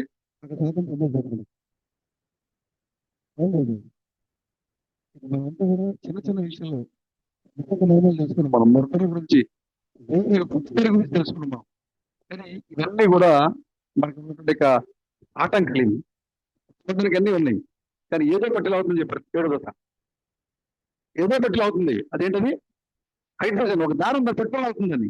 ఆ దారమే నీలో ఉన్న చిన్న చిన్న కొరతలు నువ్వన్నీ జయించావు, అంతా గొప్ప విశ్వాసాన్ని చూపించావు, అన్ని మరి మళ్ళీ గ్రహించలేని విషయాలు నువ్వు గ్రహించగలిగావు. కానీ ఇలాంటి చిన్న చిన్న కారణాలు వీళ్ళు పట్టి నేను లాగేస్తా ఉంది. స్వేచ్ఛగా ఎగిరిపోకుండా నేను ఇంకా పట్టి నేను లాగుతూ ఉంది. కాబట్టి ఒకవేళ నీ గురించి ఎవరైనా చెడ్డగా మాట్లాడితే వాళ్ళ దగ్గరికి వెళ్ళి మీరు షేక్ అండి వందల ప్రత్యేకంగా వందలు చెప్పండి. వందల ప్రత్యేకంగా మీకు వందలు పెడతాను. ఎందుకంటే నేను దేవుని కుమారుడు అని నిరూపించుకోవడానికి మీరు నాకు అవకాశం ఇచ్చాను.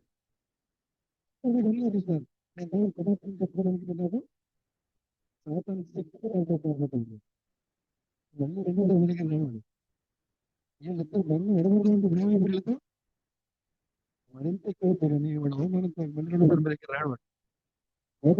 ప్రవర్తించుద్దాం. మగనమైన పాపలేదు, మనకరమైన పాపలేదు మీరు గుర్తించండి. మీ సహోదరులు ఎవరైనా మరణం కాని పాపం ఉంటే కనుక వాళ్ళ కోసం మీరు ప్రార్థన చేయండి, వాళ్ళతో మాట్లాడండి, వాళ్ళకి హెచ్చరించండి, వాళ్ళు చెప్పండి. ఎందుకంటే మనం వాళ్ళని ప్రేమిస్తున్నాం కాబట్టి. మనం ప్రేమించేవాడు ఏం చేస్తుండే గాయపరుస్తాడు. మోసగాడు ఏం చేస్తాడు, ముగ్గుపడతాడు. రమేష్ గారు ఏంటి పాపం చేస్తున్నావా, చెయ్యి నువ్వు కాబట్టి చెయ్యగలవు, నువ్వు అన్నగాడివి. ఏం చేస్తాను నేను ప్రోత్సహిస్తున్నా పాపం చేయమని. కానీ ప్రేమించేవాడు ఏం చేస్తాడు, కలవకూడదు, అలా మాట్లాడకూడదు, అలా క్రియ చేయకూడదు అని చెప్తే ఆయనకి ఏమొస్తుంది, కోపం వస్తుంది. నేను ఒక్కడే నాకు గట్టి జీవితం నాకు ఎప్పుడైనా ముందు మనకి ఏదో గుర్తు వస్తుంది కదా, ఎవరికైనా ముందు అదే గుర్తుంది. సీనియర్ ఏం గంట కూర్చోనండి, రాజు కూడా మళ్ళీ కూర్చోలే నాకు చెప్తుంటాడు ఆయన. ముందు ఆయన విషయం నాకు చెప్తే బాగుంటుంది. ఆయన విషయం దేవుడు చూసుకుంటున్నాడు. నీ కొరత నువ్వు ఇచ్చినప్పుడు నీ కొరత చూసినప్పుడు నీ కొరత సరి చేసుకునే ప్రయత్నం నీకు అనవసరం, దేవుడు తప్పించు నువ్వు చూపించు. మంచి నేను సరి చేసుకుంటాను. ఇలా ఉంటుంది కదా, మీరు ఒకరినొకరు కురుకలుసుకోండి. నాకు చెప్తాను నీకు అసలు నీకు అంటే శాతానికి బలమైన మార్గం దొరుకుతుంది అక్కడ. ముఖ్యంగా దేవుని పిల్లలని మీరు అయితే నేను అనుకుంటున్నా, నేను కూర్చున్న వాళ్ళందరూ కూడా చిన్న పిల్లలతో ఉండి పెద్దవాళ్ళ వరకు వాళ్ళందరూ కూడా దేవుని బిడ్డలే నేను అనుకుంటారు. ఎందుకంటే అది మా విశ్వాసం కాబట్టి. మీరు అనుకుంటే కనుక ఒకవేళ మీ గురించి ఎవరైనా చెట్టుగా మాట్లాడినా, మీ గురించి ఎవరైనా తిట్టినా, మీ గురించి ఏదైనా అవమానంగా మాట్లాడినా, అది మీకు తెలిసిన మీ ప్రభు స్తోత్రం చెల్లించండి. వాళ్ళు మరీ రెండోసారి, మరీ నాలుగోసారి, మరీ ఐదోసారి బాధపడుతుంటే మనకి వెళ్ళి కృతజ్ఞంగా వందనాలు చెప్పండి. నా యొక్క ఓర్పుని, సహనాన్ని, ప్రేమని, క్షమాగుణాన్ని ఒక మంచి మార్గాన్ని చూపించావు. పౌలు గారు చెప్పినట్లుగా మీకు వచ్చే శ్రమ ముత్యాలై ముత్యాలు మీకు ఒక కిరీటాలు అవన్నీ ఒక్కొక్కటి ఒక కిరీటం. ఈ శోధన మీకు వచ్చే శోధన ఒక్కొక్కటి మీ కిరీటంలో ఒక్కొక్క ఆభరణం, అది ఒక ముఖ్యం. అది మీ కిరీటంలో ఎన్ని ముత్యాలు అమర్చుకోగలుగుతారో అది మీ చేతిలో ఉంది. మీరు ప్రేమిస్తారా, ఒక మీ కిరీటంలో ఒక ముత్యం వచ్చింది. మీరు క్షమించారా, మీ కిరీటంలో ఒక ముత్యం వచ్చింది, ఒక ఆభరణం వచ్చింది. మీరు ఎంతగా క్రీస్తు ప్రేమను వ్యక్తపరచగలుగుతారో అంతగా మీ కిరీటము మరింతగా అలంకరించబడుతుంది, మరింతగా అలంకరించబడుతుంది. ఎందుకంటే మనందరం దేవుని పిల్లలని చెప్పుకున్నాం కాబట్టి దేవుని పిల్లలకు తగిన విధంగా మనం జీవించాలి. ఎందుకంటే మనం పరిపాలన సింహాసనం దగ్గరికి కూర్చోబెట్టుకున్నాం. ఈ యొక్క లోక రాజ్యాలను మనం పరిపాలించబోతున్నాం. ఇప్పుడు ఈ చివరి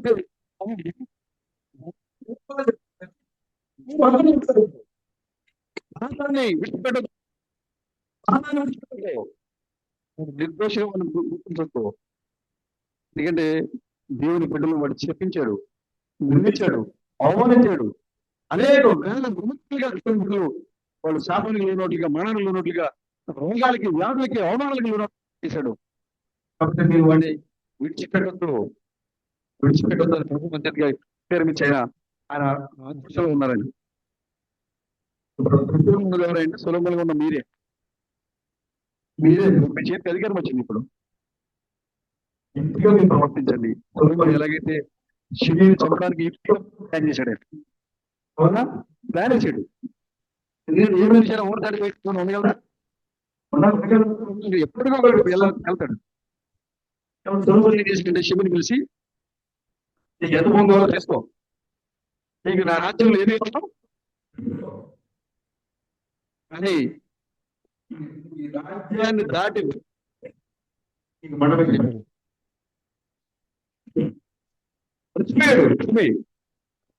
ఇంట్లో పిల్లవాడు పనిచేసి కొంతకాలం పనిచేసి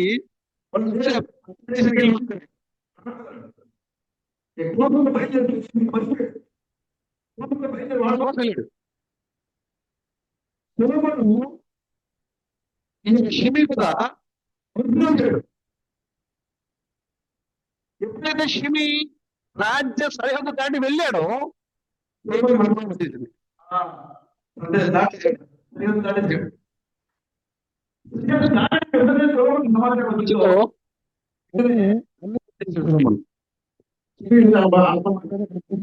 వచ్చేసరికి వచ్చింది, రాజ్య రావాలి రావాలి వెళ్ళలేదు.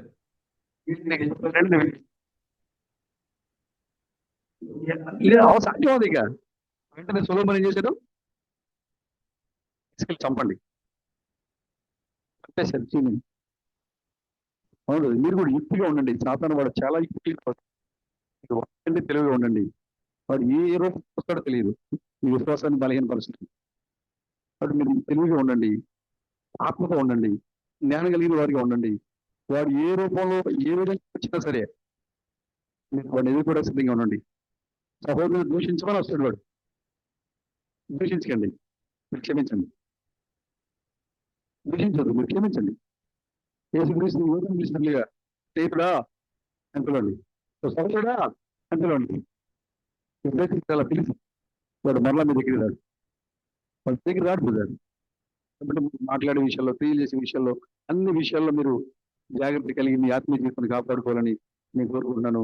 ముఖ్యంగా పాపము, విగ్రహాలు దొరుకుతాయని చెప్పాను. ఇక్కడ మీరు చూస్తే కనుక అదే ఇదంతా మీరు చదివారు కాబట్టి నేను చదవట్లేదు. 18 వచ్చిన నుంచి చదువు చూడండి. అయిపోయిందా?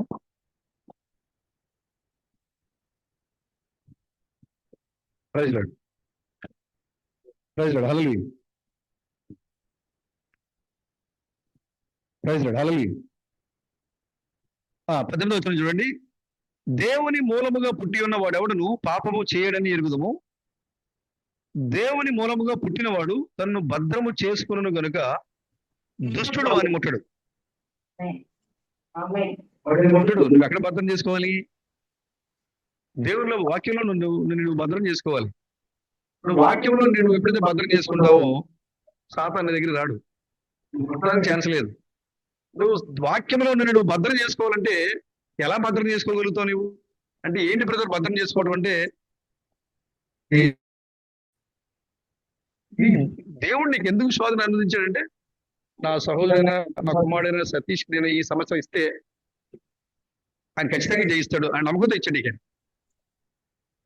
ఈ ఈ సమస్యని ఇతరైతేనే జయించగలరు, ఈ వాక్యాన్ని మీరైతేనే నమ్మగలరు, ఈ క్రియని మీరైతే చేయగలరు అని అనేక సంవత్సరాలుగా ఈ ఉరులేఖ రహస్యాన్ని దేవుడు మరుగుపరిచి ఈ చివరి దినాల్లో బయలుపరిచినట్లుగానే ఆమె చెప్పారు లేదా?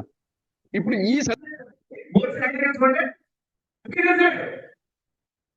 ఇప్పుడు దేవుడు ఉండగానే వచ్చాను అంటే మోసే కొట్టుకుంటే మోసే అంగీకరించలేదు, ఎవరు అంగీకరించలేదు. ఇప్పుడు ఎవరు అంగీకరిస్తారు? సత్యశీల రామేశ్వర వీళ్ళు అంగీకరిస్తారు. ఎందుకంటే వీళ్ళు ఎవరంటే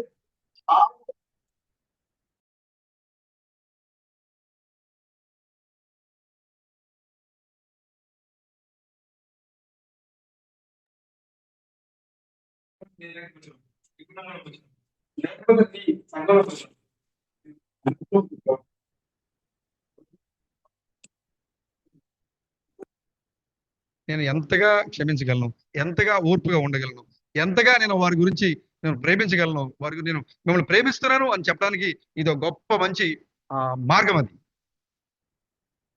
మీరు అలాగా ఎప్పుడైతే నిలబడగలుగుతారో మిమ్మల్ని మీరు వాక్యంలో భద్రం చేసుకుంటారు. మీరు తెలిసిందా? అర్థమవుతుంది బ్రదర్? వాక్యం మీరు ఎలా భద్రం అవుతున్నారు? మీరు ప్రేమించినప్పుడు, క్షమించినప్పుడు, దేవుని వాక్యంలో భద్రపరచబడుతుంది. మీరు వాక్యంలో భద్రపరచబడి ఉన్నారు కాబట్టి సాతాను మిమ్మల్ని ముట్టలేడు. ఇంకే మరిద్దరి మధ్య ఎక్కడ ఉంది బ్రదర్? చేదు భావం లేదు కదా. సహోదరుని క్షమించాడు, నీ సహోదరు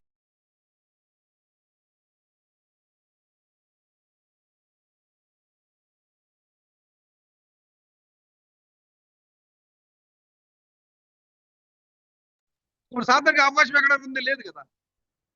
వాడు మమ్మల్ని ఏమి చేయలేడు. ఇది ప్రతి ఒక్కరూ ఈ యొక్క ఈ యోహాను రాసిన మాటలన్నీ ఇలాగే ఉంటాయి. సంఘం ఎలా, ఒక సహోదరు ఇద్దరు సహోదరులు ఎలా ప్రేమించుకోవాలన్నదే యోహాను పత్రికలు గొప్పగా రాశాడు. ప్రేమ గురించి ఎక్కువ రాశాడు. చూడండి, ఈ మాటతో నేను ముగిస్తాను. తను భద్రం చేసుకున్నాడు కనుక దుష్టుడు వారి ముట్టడు. మనము దేవుని సంబంధంలో మరియు లోకమంతయు దుష్టుని ఎరుగుదాము. లోకం మొత్తం సాతాను చేతిలో ఉంది, కానీ మనం ఎక్కడ ఉన్నాము? దేవుని చేతిలో ఉన్నాము. మనము సత్యవంతుడైన వారిని ఎరుగవలనని దేవుని కుమారుడు వచ్చి మనకు వివేకం అనుగ్రహించి ఉన్నాడని ఎరుగుదాము. ఆమేన్. మనం ఎందుకు క్షమిస్తున్నాం? ఒకరి ఎడల ఒకరు ఎందుకు మనం ప్రేమను కలిగి ఉంటున్నామంటే దేవుడు మనకి వివేకాన్ని ఇచ్చాడు. ఆయన మానవుడిగా దిగి వచ్చి మనకేమి ఇచ్చాడు? ఆయన వివేకాన్ని ఇచ్చాడు. కాబట్టి మనము ప్రేమను కలిగి ఉన్నాము, సహవాసాన్ని కలిగి ఉంటాము, ఓర్పును కలిగి ఉంటాము. 9 వరాలను మనం కలిగి ఉంటున్నాం. ప్రేమ, సంతోషము, సమాధానం, ఆశాగ్రహము, మంచితనము, శాంతము, దయ, ఓర్పు, సహనము, ఇలాంటి 9 ఫలాల్ని మనము ఫలిస్తూ ఉన్నాం. మనం దేనికంటే దేవుడు మనకేమిచ్చాడు? వివేకం ఇచ్చాడు. ఈ లోకం మొత్తం కూడా దుష్టుని చేతిలో ఉన్నది, కానీ దేవుడు మన కోసం దిగి వచ్చి వివేకము కలిగిన ఆత్మనిచ్చాడు దేవుడు మనకి. కాబట్టి మనం ప్రత్యేకంగా ఉంటున్నాం. మనం ఇక్కడ మనము దేవుని కుమారుడైన యేసుక్రీస్తునందున్న వారమై సత్యవంతుని యందున్నాము. ఆయనే నిజమైన దేవుడును నిత్య జీవమునై ఉన్నాడు. ఇక్కడ చూడండి 21వ వచనం. చిన్నపిల్లలారా, విగ్రహముల జోలికి పోకుండా జాగ్రత్తగా ఉండుడి. ఇది చాలా ప్రాముఖ్యమైన విషయం. ఇది బ్రదర్, అసలు మా ఇంట్లో విగ్రహాలు లేవు బ్రదర్. మా ఇంట్లో అసలు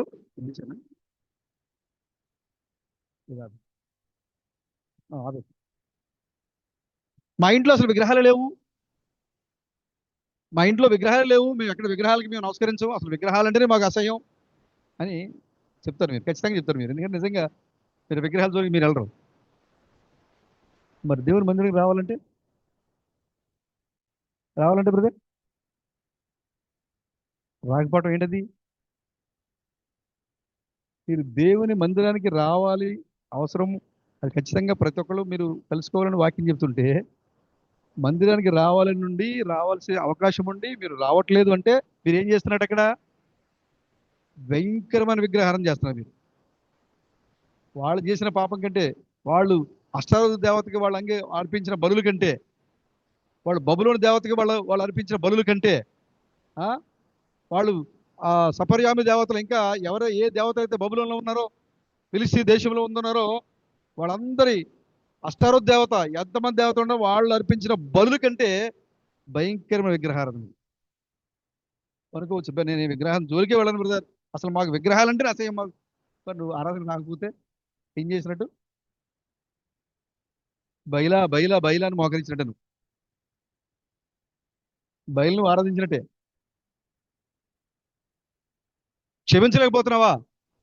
విగ్రహాన్ని చేసినట్టు నువ్వు, విగ్రహాన్ని నీ చేతుల్లో రూపించి విగ్రహారాధన చేసినట్టు నువ్వు. ప్రేమించలేకపోయినా, క్షమించలేకపోయినా, ఓర్పు, సహోదరి ఎడల ఓర్పు లేకపోయినా, సహనం లేకపోయినా, భయంకరమైన విగ్రహారాధనతో సమానం. నీ కాలములో బయలుపరచబడుతున్న వాక్యాన్ని నువ్వు అంగీకరించకపోవడమే విగ్రహారాధన పడతాం. మెసేజ్ చెప్పింది.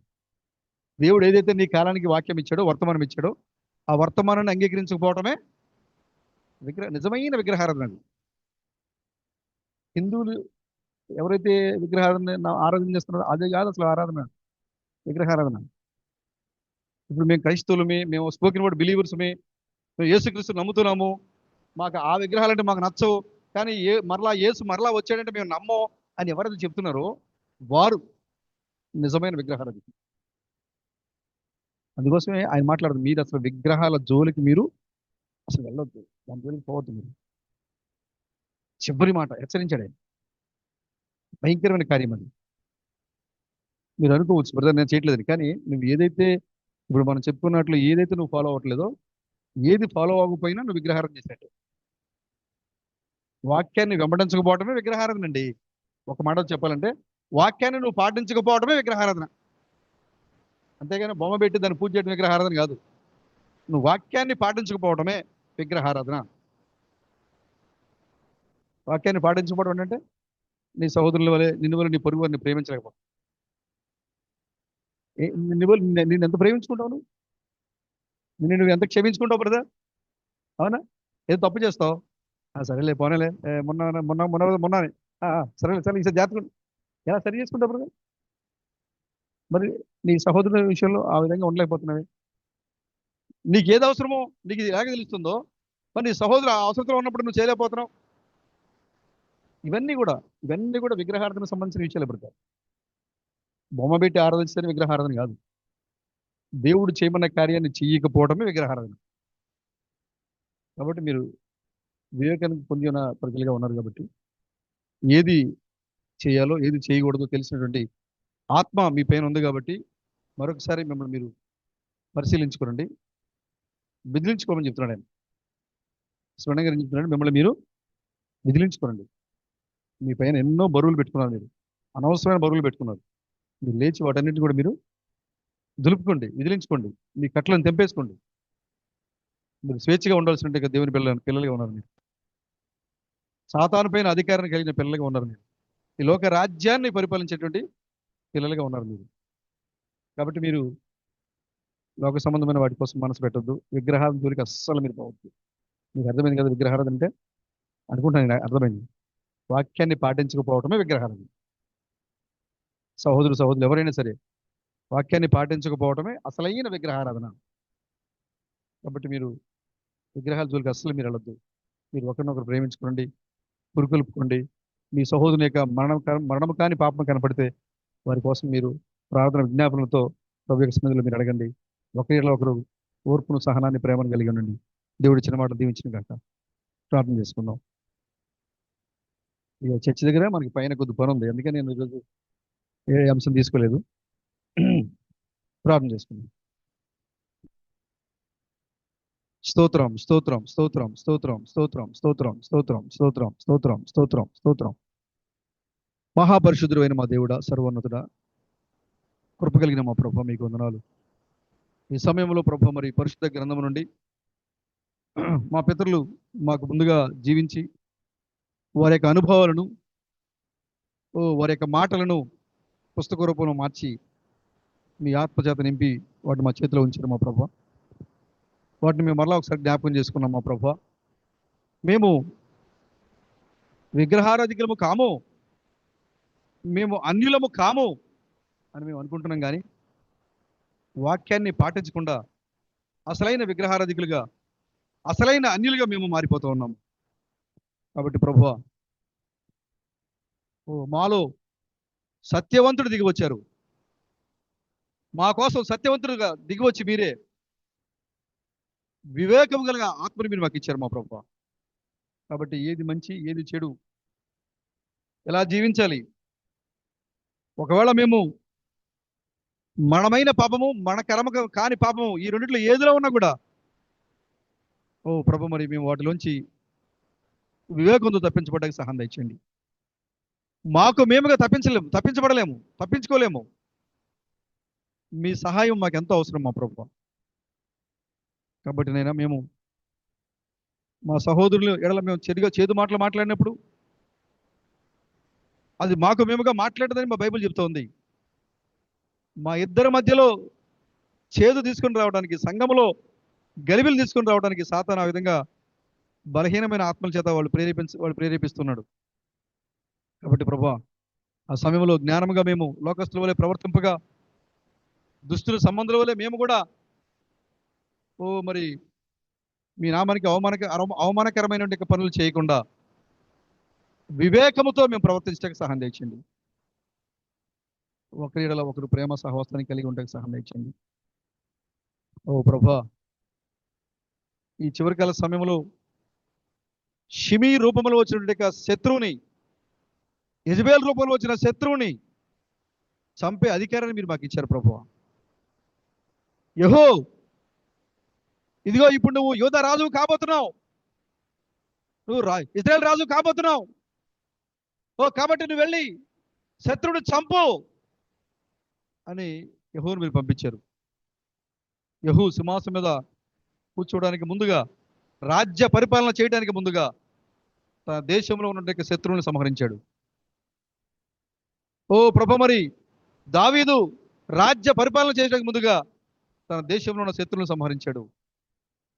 సౌలు కూడా రాజ్య పరిపాలన చేయడానికి ముందుగా తన దేశం పైన, తన ప్రజలపైన తిరుగుబాటు చేసిన రాజుల్ని, సైన్యాన్ని సంహరించాడు. ఓ ప్రభు, మరి ఇప్పుడు మేము రాజ్య పరిపాలన చేయబోతున్నాము. మీరు మాకు ఇచ్చినట్టు సింహాసనం పైన మేము ఆసనం కాబోతున్నాము. ఈ సమయంలో యెజబెల్ లాంటి శత్రువులను చంపేట గొప్ప అధికారిని మీరు మాకు ఇచ్చారు ప్రభు. దాన్ని మేము కోల్పోకుండా జాగ్రత్తగా, ధైర్యముగా, వివేకముగా ప్రవర్తించడానికి సహాయం దయచేయండి. ఇక్కడ మోకరించిన ప్రతి సహోదరుని దీవించండి. ప్రతి ఒక్కరు మా ప్రభువా సొలొమోను వలె అధికారాన్ని తీసుకొని జ్ఞానముతో శత్రువు పైన దాడి చేయడానికి సహాయం దయచేయండి. వాడు ఏ రూపంలో మా మీదకి వచ్చినా సరే, క్రీస్తు థామస్ చెప్పినట్లుగా, క్రీస్తు థామస్ గారు చెప్పారు, ఇదిగో ఇప్పుడు ఈ శోధన నేను జయించినాను, మరొక శోధన నా కోసం సిద్ధంగా ఉందా అని మీరు అడగాలని చెప్పారు మా ప్రభువా. కాబట్టి ప్రభువా, ఒకవేళ ఒక శోధన వస్తే అది జయించిన వెంటనే మరొక శోధన రావాలి అని మేము కోరుకోవాలని చెప్తున్నారు. ఎందుకంటే అది దేవుని బిడ్డలు ఈ లోకానికి ఎలా ఉండగలరో అది క్రియల రూపంలో చూపించుకోవడానికి అదొక గొప్ప మార్గంగా ఉంది మా ప్రభువా. కాబట్టి ప్రభువా, అలాంటి ఓర్పుని, సహనాన్ని మా అందరిలో పెట్టండి. సంఘాన్ని దీవించండి. మేము యేసుక్రీస్తు యొక్క రెండవ రాకడని తెలుసుకున్నాము. రెండవ రాకడలో 2 భాగాలు ఎలా జరిగిందో తెలుసుకున్నాము. రెండవ రాకడలో 7 ముద్రలు ఎలా పగలగొట్టబడో మేము తెలుసుకున్నాము. తెల్ల గుర్రము, నల్ల గుర్రము, ఎర్ర గుర్రము, పాండురవర్ణ గుర్రము, వాడు ఎలాగో రంగులు మారుస్తూ సంఘంలో వాడు స్వారీ చేశాడో మేము తెలుసుకున్నాము. 4వ ముద్ర పగలగొట్టే సమయానికి మేము 7వ సంఘకాలంలో ఉన్నాము. 7వ సంఘకాలంలోకి వచ్చేసరికి అది లవోదిక సంఘకాలము. లవోదిక సంఘకాలంలో నిజమైనట్టుగా మనుష్య కుమారుడు ద్వారం దగ్గర దిగి వచ్చి తలుపు తట్టాడు. మేము తలుపు తీసాము. ఇగో తెల్ల గుర్రం మీద, నల్ల గుర్రం మీద, ఎర్ర గుర్రం మీద, పాండురవర్ణ గుర్రం మీద స్వారీ చేసింది. అది దేవుడు కాదు, అది సాతాను, వాడి పేరు మరణము అని మాకు బయలుపరిచారు మా ప్రభువా. ఇప్పుడు దాకా లోకమంతా అనుకుంది తెల్లగురము దేవుడే, నల్లగురము దేవుడే, ఎర్రగురము దేవుడే, ఈ గుర్రాలన్నీ కూడా దేవుడే రంగులు మారుస్తూ వస్తున్నాడని చెప్పి మరి కొంతమంది అనుకున్నారు. కొంతమంది ఈ తెల్లగురం అంటే దేవుడే, నల్లగురం అంటే దెయ్యము, ఎర్రగురం అంటే దేవుడే, ఇలాగా వాళ్ళు తోచిన బోధన వారు నమ్ముకుంటూ వచ్చారు. కాబట్టి వీటన్నిటికీ ముగింపు పలకడానికి, సత్యాన్ని వెలుగు తీయడానికి మీరే ప్రభు మరి 7వ సంఘకాలంలో 4వ ముద్ర పగలగొట్టబడే సమయంలో, 4వ ముద్ర నెరవేర్చబడే సమయంలో ఈ లోకానికి మనిషి రూపంలో దిగివచ్చి ఆ యొక్క మర్మమైన యొక్క ప్రతి కార్యాన్ని మీరు మాకు బయలుపరిచారు మా ప్రభు. మేము అనుకుంటున్నాం ఈ లోకానికి 7 ముద్రలు తెలియలేదు కానీ మాకు తెలిసినాయి అనుకుంటున్నాం. ఈ లోకానికి ఆది పాపం ఏం జరిగిందో తెలియలేదు కానీ మాకు తెలిసింది అని మేము అనుకుంటున్నాం. సర్పములారా, సర్ప సంతానమా, గడ్డిలోని పాములారా అని పిలిస్తే ఏదో ఒక మోటు భాష మాట్లాడని మేము అనుకున్నాం. ఈ లోకం ఇంకా అలాగే అనుకుంటా ఉంది. ఇదిగో మీ పండు తినొద్దు అంటే ఓ నిజంగా ఒక పండు అక్కడ ఉందని లోకం అనుకుంటా ఉంది. మేము కూడా కొంతకాలం క్రితం అదే అనుకున్నాం. కానీ లోకానికి అర్థం కాని ఆది పాపాన్ని మీరు మాకు చెప్పారు. గొప్ప దేవుడు మీకు స్తోత్రములు. సూర్యుని యొక్క వెలుగు పడని 7 ఉరుముల యొక్క రహస్యాన్ని మీరు మాకు బయలుపరిచారు. భూమికి పునాదులు లేక మునిపే, ఒక అణువు కూడా గిరగిర తిరగక మునిపే, సూర్యుని యొక్క వెలుగు రవ్వైనను భూమి మీద పడక మునిపే మీరు ధరించి ఉన్న నామాన్ని మాకు బయలుపరిచారు. మీ నామాన్ని మా నామంగా మార్చారు. ఆ విషయాన్ని మేము గ్రహించాము, తెలుసుకున్నాము. ఆ నామాన్ని మేము బాసికంగా ధరించుకున్నాము. ఓ ప్రభువా, అయినా మేము తొడ చేస్తూ ఉన్నాం. మా మీద మీరు మా మీద ఉన్న కృప బాహుళ్యాన్ని బట్టి మరలా మీరు మా కొరకు దిగి వచ్చి మీలో ఉన్న క్రీస్తు, మీరిలో కలిగిన దేవుళ్ళు, మీలో మంచి ఫలాలు ఫలించాలంటే మీలో ఉన్న పురుగులు తీసేయండి అని వర్తమానాలు చెప్పి మమ్మల్ని చేయబట్టి ఈ భయంకరమైన దుష్టుల సంబంధంలో నుంచి మమ్మల్ని వెలుగు తీస్తున్న దేవుడా, మీకే స్తుతులు వందనాలు చెల్లిస్తున్నాం. సంఘాన్ని బలపరచండి, సహోదరులను బలపరచండి. మనకరమైన పాపమేదో, మనము కాని పాపమేదో ఎరిగి ప్రభు మరి మేము జాగ్రత్తగా మా విశ్వాసాన్ని కాపాడుకోవడానికి సహాయం దయచేయండి. ఇక్కడ మోకరించిన ప్రతి ఒక్కరు మా ప్రభు ఎంతో ప్రయాసతో వచ్చారు మా ప్రభు. కొంతమందికి ప్రయాణ సౌకర్యాలు లేవు, కొంతమందికి ఆర్థికపరమైన విషయాలు ఇబ్బందులు, మరి కొంతమందికి ఇంటికాడ సమస్యలు, ఒత్తిడులు, పనులు అయినా కూడా అవన్నీ రెండవదిగా పెట్టి మీకు ప్రథమ స్థానం ఇచ్చారు మా ప్రభు. దాని యొక్క ఫలాన్ని వారు పొందుకున్నారు మా ప్రభు. వారు తిరిగి వెళ్ళేటప్పుడు, వాళ్ళు వచ్చేటప్పుడు వేదనతో వచ్చారు కానీ తిరిగి వెళ్ళేటప్పుడు పరలోకపు సంతోషంతో వాళ్ళు తిరిగి వెళ్ళబోతున్నారు మా ప్రభు. ప్రతి ఒక్కరిని నిజమైనట్టుగా ఏదేలోకి మీరు నడిపించారు మా ప్రభు. ఏదేనా అనగా ఏదో కాదు, ఆనందము, సంతోషము, సౌఖ్యము. మేము పరలోకి నడిపించబడ్డాం, ఏదేనికి నడిపించబడ్డాం. ఏదేనలో ఆ రోజున సాయంకాల సమయంలో చల్లపూట ఎలాగైతే అవ్వ ఆదములతో మీరు మాట్లాడుతూ సంచరించారో అలాగే ఇప్పుడు మీరు మాతో మాట్లాడుతూ మీరు సంచరిస్తున్నారు మా ప్రభు. ఆ అనుభూతిని ప్రతి ఒక్కరు పొందుకోవడానికి మీరే సహాయం దయచేయండి. మేము మందిరంలోకి వచ్చినప్పుడు ప్రభు మాతో మాట్లాడలేదా, మాతో సంచరించలేదా అనే అనుభవాన్ని ప్రతి ఒక్కరికి దయచేయండి ప్రభు. సంఘాన్ని దీవించండి, ఆశీర్వదించండి, బలపరచండి. ప్రతి ఒక్కరూ వ్యక్తిగతంగా ప్రభు తమ పరిశీలన చేసుకోవడానికి సహాయం దయచేయండి. ఎదుటివారి కొరతలు మేము చూడటం కాదు కానీ, ఎదుటివారి లోపాలను మేము చూడటం కాదు కానీ మమ్మల్ని మేము సరి చేసుకోవడానికి సహాయం దయచేయండి. ఎదుటివారు మాలో ఉన్న కొరతలు చూపినప్పుడు మేము వెంటనే ఎంతో భారమైనటువంటి ప్రేమ కలిగినట్టు కృతజ్ఞతకు సహాయం దయచేయండి. సహోదరుడా, నీ విషయాన్ని చెప్పకపోతే నేను పాపిగా ఇలాగే నాశనం అయిపోయి ఉండే. ఈ విషయాన్ని నువ్వు చెప్పడం వల్ల నేను పాపం నుంచి తప్పించబడ్డాను. సహోదరుడా, నీకు వందనాలు. సహోదరి, నేను చేసిన ఈ పాపాన్ని నువ్వు నాకు బయలుపరిచావు కాబట్టి నేను దాన్ని సరి చేసుకుంటున్నాను. ఒకవేళ నువ్వు చెప్పకపోతే ఈ పాపాన్ని దాచిపెట్టి నేను నరకానికి వెళ్ళేవాడిని, పాపంలో ఉండిపోయేవాడిని. నేను తప్పించబడడానికి నాకు మార్గం చూపించావు. నీకు నిండు వందనాలు. నీ ఒకరినొకరు చెప్పుకోవడానికి కూడా సహాయం దయచేయండి. అలా చెప్పినప్పుడు అక్కడ కేవలము పరిశుద్ధాత్మ మాత్రమే ఉంటుంది. అక్కడ సాతానికి అవకాశం లేదు. ఇక్కడ వాడు సిగ్గుతో భయపడి పారిపోయేవాడిగా ఉన్నాడు. అక్కడి నుంచి ఆదాము దగ్గరికి వాడు ఎప్పుడు రాలేకపోయాడు. ఎందుకంటే ఆదాము దేవుని స్వరూపము, దేవుని వాక్యమే ఉన్నాడు. ఇప్పుడు ఈ అత్యున్నతమైన సంఘము కూడా దేవుని స్వరూపము, దేవుని వాక్యమే ఉన్నది. కాబట్టి వాడు రావాలని చూసిన ప్రతిసారి ఈ సహోదరు క్రీస్తు లక్షణాలు వచ్చేసినాయి, ఈ సహోదరులో దేవుని లక్షణాలు వచ్చేసినాయి, ఇక నేను వాళ్ళతో మాట్లాడలేను అని వాడు వెళ్ళిపోవాలి. వాడు మమ్మల్ని చూసి వెళ్ళిపోవాలంటే మమ్మల్ని మేము పరిపూర్ణమైన వాక్యముగా, క్రీస్తులుగా రూపుదిద్దబడాలి. మమ్మల్ని మేము ఏదేనా కాకుండా మహిమతో ఉన్న నిండినట్టు ఒక ఆదాము వలె మమ్మల్ని మేము ఓ ప్రభా నీ సన్నిధిలో మేము నిలబడి ఉండాలి. కాబట్టి మా ప్రభా ఆ స్థితికి మమ్మల్ని నడిపించండి. చిన్న చిన్న లోక సంబంధమైన కార్యాల కోసం అసూయలు, ద్వేషాలు, పగలు, హృదయంలో చెడుతనము ఓ ప్రభు మరి పెట్టి మా పరిపూర్ణమైన ఆత్మను మరి దొంగిలించడానికి ప్రయత్నం చేసినటువంటి సాతాన్ని వాక్యాన్ని తీసి ఉపయోగించే భక్తిని మాకు దయచేయండి. వాక్యమైన కోడతో వాడిపైన జులిపించే సహాయం దయచేయండి. వాక్యంతో వాడిని పరిగెట్టించే సహాయం దయచేయండి.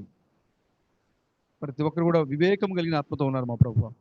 ఎందుకంటే సత్య సంబంధి దిగి వచ్చి వివేకాన్ని ఇచ్చాడని బైబిల్లో రాయబడి ఉంది.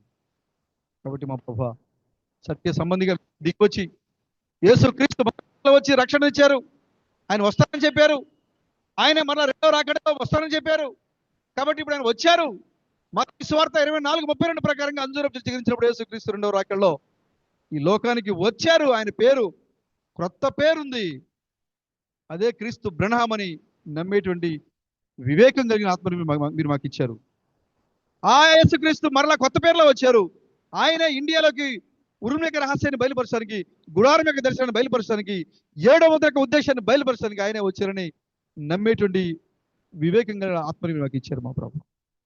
కాబట్టి నేను ఇంకా తడువు చేసేవాళ్ళు ఉంటే ప్రభా ఇప్పుడే ఓ వారి హస్తాలను పట్టుకుని బయట నడిపించింది. ఎందుకంటే సొదొమ వర్తమానికులు లోతు కోసం వచ్చారు. అబ్రహామును బట్టి లోతును విడిపించాడు. లోతును బట్టి లోతు కుటుంబాన్ని విడిపించబడింది. కాబట్టి మా ప్రభువా మేము పాపంలో ఉన్నాము, మేము ఎన్నికలేము, కానీ క్రీస్తుని బట్టి మేము విడిపించబడే వారసులుగా ఉన్నాము. క్రీస్తుని బట్టే మాకు అధికారం వచ్చింది. క్రీస్తుని బట్టే మాకు గొప్ప విడుదల వచ్చింది. అయినా మేము ఇంకా తొడు చేస్తూ ఉన్నాం. మేము ప్రభువా జ్ఞానం కలిగి వివేకం కలిగి ప్రవర్తించడానికి సహాయం తెచ్చండి. సంఘాన్ని దీవించండి, బలపరచండి.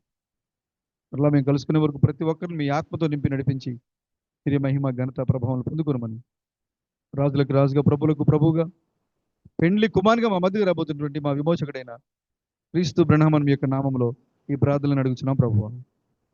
ఆమేన్. Fresh when hum never fail, fresh when hum never fail. Hallelujah.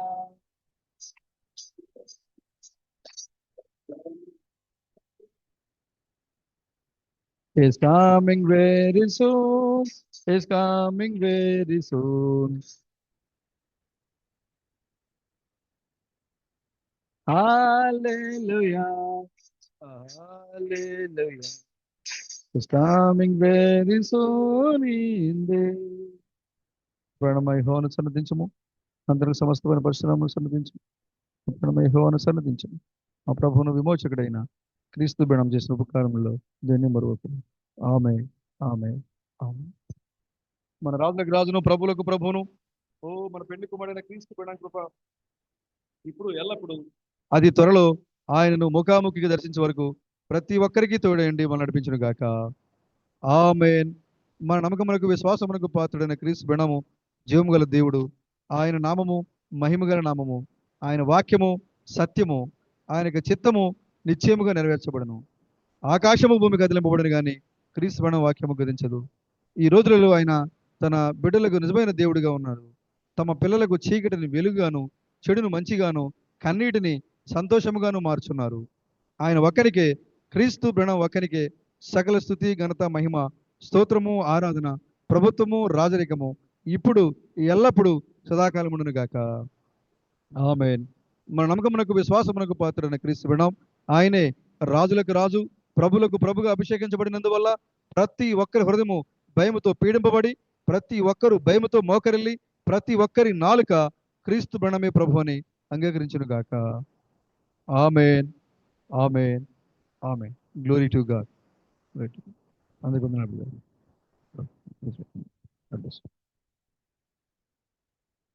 మన మీటింగ్స్ మే నెల 2వ వారంలో అనుకుంటాం. దానికోసం ప్రార్థన చేయండి. ఈలోపు మన మందిరాన్ని పనులు కూడా సాధ్యమైతే పూర్తి చేయాలి. కాబట్టి మీరందరూ కూడా మరి మందిర